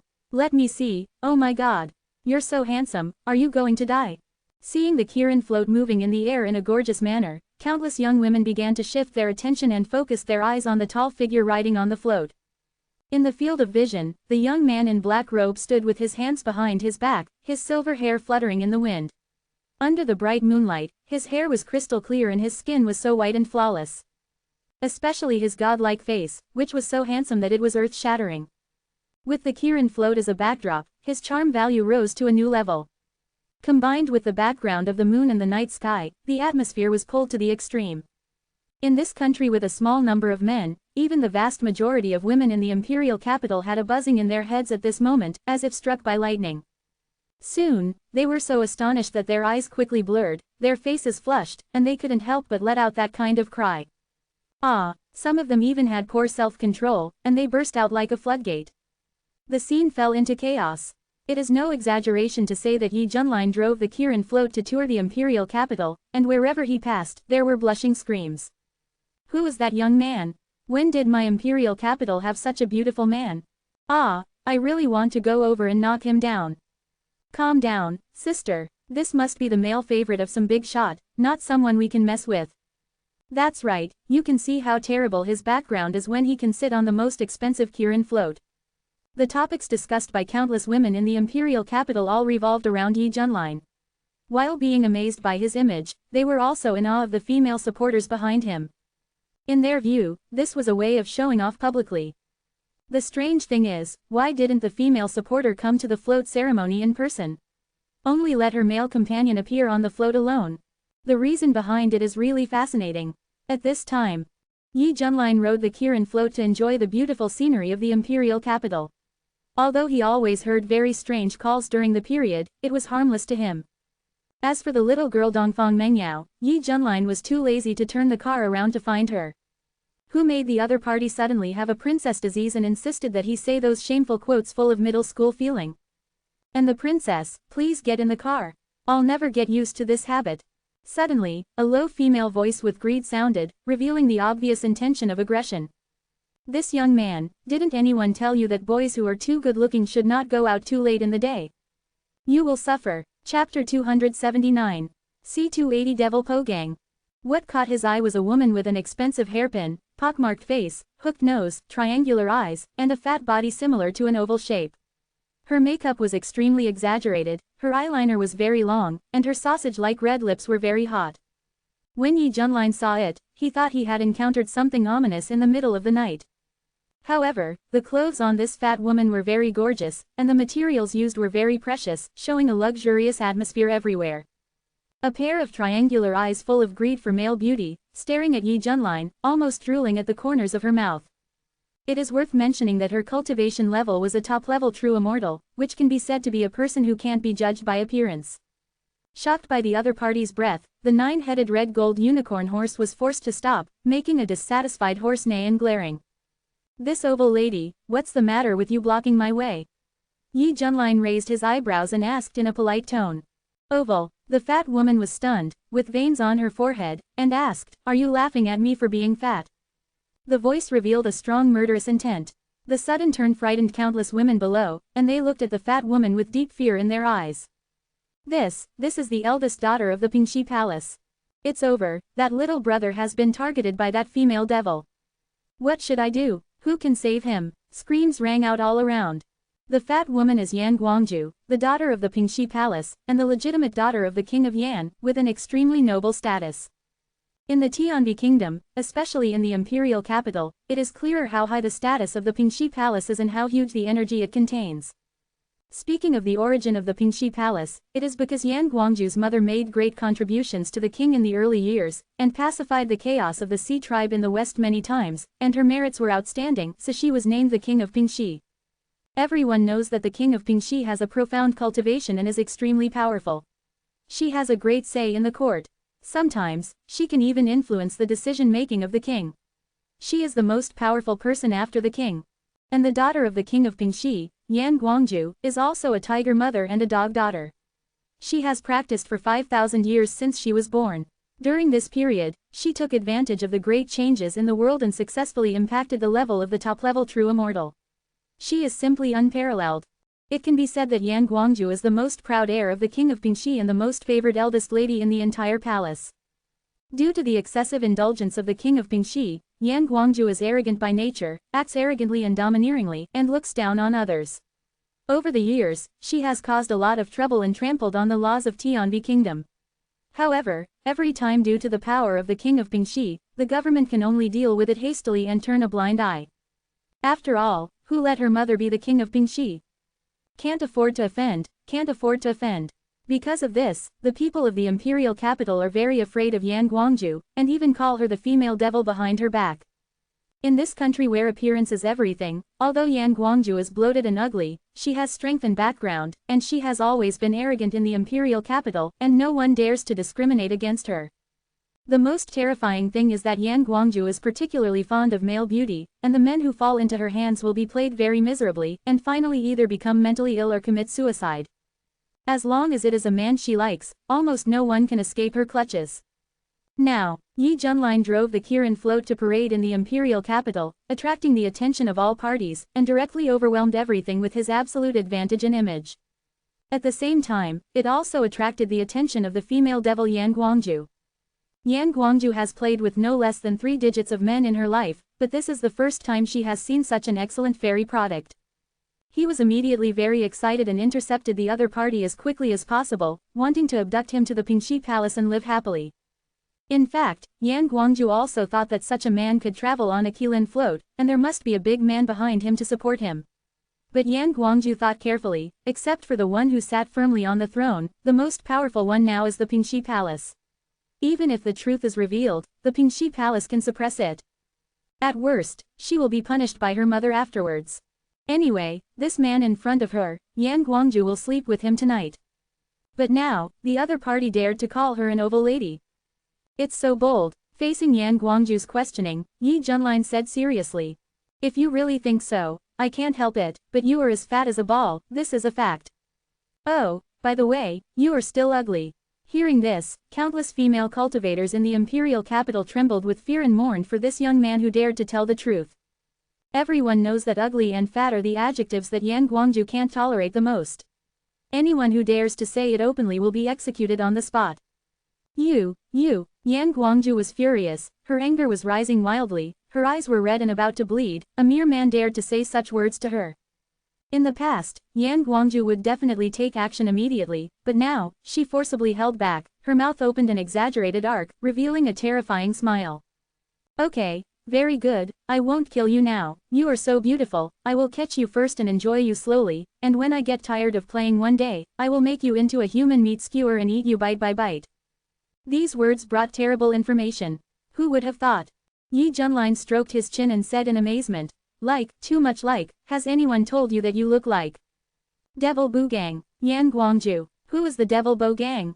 She had never heard of this person. But Yan Guangju knew that the word devil was a disguised insult to her. Unfortunately, the lowly people in the imperial capital privately call me a female devil. Yan Guangju grinned, with a fierce light in his eyes. Now, I will take you back to the Pingxi Palace and enjoy you well. You can scream if you want. Even if you scream your throat out, no one will come to help you, hey. As she said, she was about to reach out and grab it.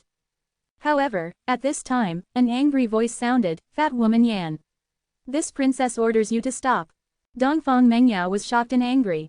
This perverted woman actually paid attention to Master Yi. From childhood to adulthood, what she hated most was the Pingxi Palace. Not to mention the Pingxi king who was very self-righteous and repeatedly opposed his mother, the cruelty and domineering of his legitimate daughter Yan Guangju made her feel very dissatisfied. Hearing this familiar nickname, Yan Guangju was furious at first, then he suppressed his anger and sneered sinisterly. Who did I think it was? It turned out to be the princess. I haven't seen you for 2 years. I thought you had met with an accident. In the entire Tianbi kingdom, the only one who dared to openly call her Yan Fipo was this girl in a pink skirt with a bun. HMPH. Aunt May's face was cold, and she flashed to protect Dongfang Mengyao in front of her, forming a confrontation with Yan Guangju. Bah, you crow mouth. Dongfang Mengyao spat, not hiding the disgust on her face. Then, she looked at Yi Junlin and said with concern, Mr. Yi, she didn't hurt you, did she? Don't be afraid, I will protect you. Also, I know what you said just now was a hint to me. Now I want to tell you. I am willing to have sex with you. When saying such a tiger-wolf word, Dongfang Mengyao's tone was particularly serious. Yi Junlin looked dazed. What the hell? Chapter 280. C281 Good News and Bad News. He finally realized that if this girl was in his hometown in his previous life, she would definitely get full marks in Chinese reading comprehension. Ha ha ha, I was wondering when this imperial capital had such a top-notch product. It turned out that it was you, Your Highness, who found it. Have you had fun outside these 2 years? Seeing Dongfang Mengyao's concern for Yi Junlin, Yan Guangju immediately knew the relationship between the two. Jealousy almost made her unrecognizable. She said in a sour and sarcastic tone. Fat woman Yan, watch your attitude. I am the princess of Tianbi Kingdom. I don't need to report to you what I do. Dongfang Mengyao glared at her and said angrily. HMPH, sharp-tongued. Yi and Guangsu sneered, sooner or later, I will tear your mouth apart. How dare you be rude to the princess? Aunt May was furious, raising her slender jade hand, and with the gorgeous fairy light lingering, a bright plum blossom branch appeared in her palm, and after holding it in her hand, she pointed it directly at Yi and Guangsu. The infinite plum blossom sword intent gathered at the end of the branch, swallowing and spitting out the dazzling snow-white sword light, as if it was ready to split the air and tear the target apart at any time. Haha, the famous plum blossom fairy, are you going to fight me now? Yi and Guangsu had a grim smile on his face, and grabbed the void with both hands. 2 red hammers surrounded by fierce aura, like blood-stained hammers, appeared. When she held them in her hands, the wind and thunder around her rumbled. As the most valued legitimate daughter of the king of Pingxi, she had followed her mother to participate in large and small battles, and fought with the Sea tribe in the extreme west countless times, and had extremely rich combat experience. Therefore, even when facing the Plum Blossom Fairy who was famous in the heavenly female kingdom, Yan Guangju was not afraid of a fight and wanted to test the depth of the other party. Do you still have the royal family in your Pingxi palace? Aunt May said coldly with a frosty face. I didn't expect that after not seeing each other for 2 years, this female devil acted more and more unscrupulously and had no rules at all. She even dared to threaten the princess. This is a slap in the face of the king. Plum Blossom Fairy, don't put the shitpot on my head. My Pingxi palace has always been loyal to the royal family and has been loyal to the king from beginning to end. It's just that I saw that the princess was still young and neglected to be disciplined in the palace, so I thought of educating her on behalf of the king. Yan Guangju was domineering and sneered. Treasonous thing, Aunt May scolded. Fat Yan, you dare. Dongfang Mengyao was so angry that her body trembled. She didn't expect that the Pingxi palace had despised the royal family to this extent. What happened in the court during the 2 years she was away? At this time, the scene of the two sides confronting each other from a distance also frightened the majority of female cultivators in the imperial capital. They were discerning and naturally recognized Dongfang Mengyao's identity. Recently, I heard that the power of the king of Pingxi was extremely strong. He had repeatedly disobeyed the majesty of the king in the court and committed crimes. I thought it was a rumor, but now seeing what Yan Guangju did, I suddenly felt that the news might be true. Today's Pingxi palace is really competing with the imperial power. Above the night, there was an increasingly fierce atmosphere of killing. Before the fight, Yan Guangju deliberately glanced at Yi Junlin and said with a perverted smile, "Little man, wait until I get rid of them, I will take you to the Pingxi palace and enjoy you slowly." Hey, Yi Junlin sighed, remember, it was you who insisted on dying. Zhao Hong, here, Hong Chenny flashed to one side and bowed respectfully. Get rid of her. Yi Junlin's tone was casual, as if he was asking someone to clean up some annoying garbage. He didn't even bother to take action against this kind of guy who looked like a demon and liked to jump up and down, thinking that it would get his hands dirty. Yes, Hong Chenny received the order and turned his head to look at Yan Guangju coldly, give you 3 breaths of time to convey your last words to the elders at home. In the eyes of everyone, this woman in red wearing a half-silver mask showed unusual coldness and strength, and her tone was as if she could not be questioned. Yan Guangju was suddenly stunned, and a sense of crisis inexplicably emerged in his heart. Why does this red figure look familiar? And the impression she gave her was vaguely more terrifying than her mother's. But due to the current situation, Yan Guangju naturally had to pretend to be calm and sneered. Stinky woman, who the hell are you trying to scare? You should leave the last words to yourself. After that, she held 2 red hammers that seemed to be stained with blood, and her aura suddenly surged. She flew and smashed Hong Chenny hard, her face full of flesh and extremely vicious. The time has come. Hong Chenny had a blank expression and gently waved her sleeves. Invisibly, an extremely terrifying force extended out, covering the fat ball-like figure. What? At this moment, Yan Guangju realized the difference in strength between the two sides. His pupils shrank in horror, and fear appeared on his exaggeratedly made-up face. He screamed in horror, "Ah! Who?" In a flash, this evil woman spontaneously combusted all over her body, burned to ashes at the fastest speed, and her soul was annihilated. Silence. Deathly silent. The huge imperial capital was completely silent. Countless female cultivators were stunned and almost thought they were hallucinating. After they were sure it was real, they were all scared out of their wits and their scalps almost exploded. Yan Guangju, the daughter most valued by the king of Pingxi, died so casually.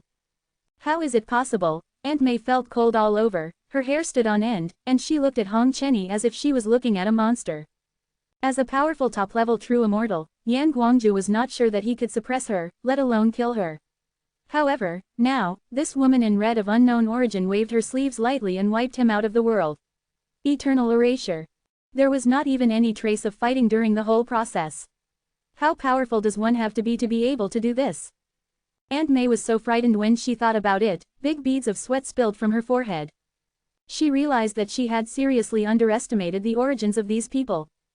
Dongfang Mengyao was dumbfounded. She stared at Hong Chenny blankly, her head buzzing. Are there such peerless powerful people outside the imperial capital? The most outrageous thing is that the other party actually still obeys Mr. Yi. In this way, isn't Mr. Yi even more? As her thoughts turned, Dongfang Mengyao turned her head stiffly. When she looked at this familiar yet unfamiliar young man again, her heart beat rapidly. The sudden turn of events was far beyond her inherent knowledge. Rumble. Just after Yan Guangju died, a sound like thunder exploded in the imperial capital. Countless people were dizzy and looked frightened. They couldn't help but look at the source of the sound, Prince Pingxi's mansion. A terrifying aura erupted from within Prince Pingxi's palace, and a roar filled with rage resounded through the sky thousands of miles away, even the moon hanging in the sky was shaking. Who killed my daughter? The wind and clouds in the sky and the earth suddenly changed, and the thunder roared. Whoa! A rainbow of air that looked like wolf smoke shot straight through the sky, manifesting a terrifying figure in the endless sky. He has a fat and bloated body, nearly 3 meters tall, wearing a black cloak, with thick waterfall-like hair dancing in the wind, a face full of flesh, a flat nose, and a big mouth, with fangs like a beast, biting tightly. Those eyes were frighteningly red, revealing a substantial bloody murderous intent. She is King Pingxi. If Yan Guangju stood next to her, he would look much petite and cuter. Because of her biological mother, she can be called the real Demon Bo Gang. At this time, King Pingxi was very angry. She had been staying in the secret room to practice hard, but suddenly she sensed the death of her daughter. That was her most valued heir, and she died for no reason. King Pingxi was so angry that he only had the thought of killing. She wanted to see who was so bold. Blood-red eyes glanced in all directions, and instantly locked on Dongfang Mengyao. Princess. King Pingxi narrowed his eyes slightly and looked at Aunt May on the side. He seemed to think of something and said in a cold voice full of hatred, "Is this what the king wants?" In her opinion, Aunt May is a close confidant of the king, and her daughter's death was something only the other party with the strength could do at the scene, so this matter is inseparable from the king. King Pingxi, who had long been thinking of rebellion, had anticipated various signs of a falling out, but she never expected that it would break out so suddenly, and that even her daughter would risk her life. No matter what, the murderer of my daughter must die. The furious King Pingxi burst out with a ball of blood in his eyes, released the surging aura of a top-level immortal from his body, and went straight towards Dongfang Mengyao and the others with murderous intent. Princess, be careful. Aunt May's expression changed drastically, and she ducked in front of Dongfang Mengyao to protect her. This is King Pingxi who can challenge the king, and his strength is terrifying. The next second, an extremely cold female voice came from the palace, mixed with the domineering meaning of the emperor. King Pingxi, do you dare to touch my daughter? Boom boom boom. The entire palace was shaking violently, and a golden rainbow shot straight into the sky, blocking King Pingxi's path. When the splendid light dissipated, a beautiful and fragrant woman stood in the air, wearing a gorgeous embroidered phoenix robe and a noble crown of gold and jade beads. Judging from her face and demeanor, she was indeed a little older, but she was also. It's hard to hide that unique charm. There was a sharp look between her eyebrows, and her eyes were as sharp as knives, making it difficult to look directly at her. Dongfang Jing, the leader of the Heavenly Lady Kingdom. Seeing this majestic and dignified familiar figure, Dongfang Mengyao shouted in surprise, "Mom, you are here." Feeling that there was a huge national destiny gathering on Dongfang Jing, King Pingxi showed fear in his eyes, but it was quickly replaced by hatred, and he roared. "Dongfang Jing, I have served my country all my life as a soldier, and now you actually allow your men to kill my most beloved daughter. What do you mean?" King Pingxi's emotions were almost out of control, and he was very ready to die together if they disagreed. Dongfang Jing frowned. The reason why she had tolerated until now was because once the relationship was completely broken and the two sides reached the point of no return, they would engage in a life-or-death decisive battle. And with the cultivation level of a top-level immortal, if the other party desperately tries to blow himself up at the last moment, the entire imperial capital will be wiped out, and even she may not be spared. Therefore, Dongfang Jing has always been cautious when dealing with the matter of Prince Pingxi's mansion. Unexpectedly, the disaster that we were most worried about broke out. Did Yan Guangju die in my hands? Dongfang Jing raised her eyebrows, feeling very surprised. She glanced at Aunt Mei with a strange look, meaning you actually have such ability. Aunt Mei said helplessly, "Master, I did not kill the person." "If it's not you, who else could it be?"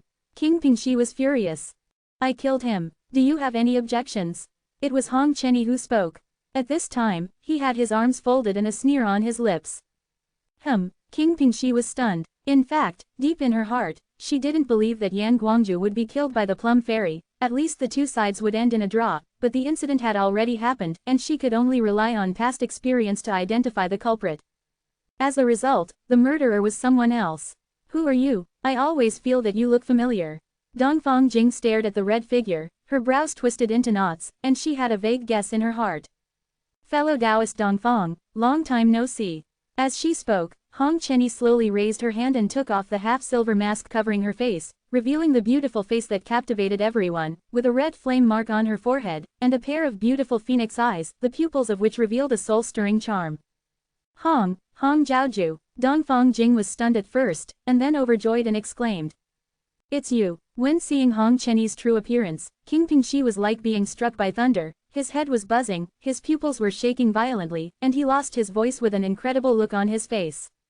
Good news. The leader of the fire-worshipping demon cult, who was popular all over the country for his good looks, appeared again after many years.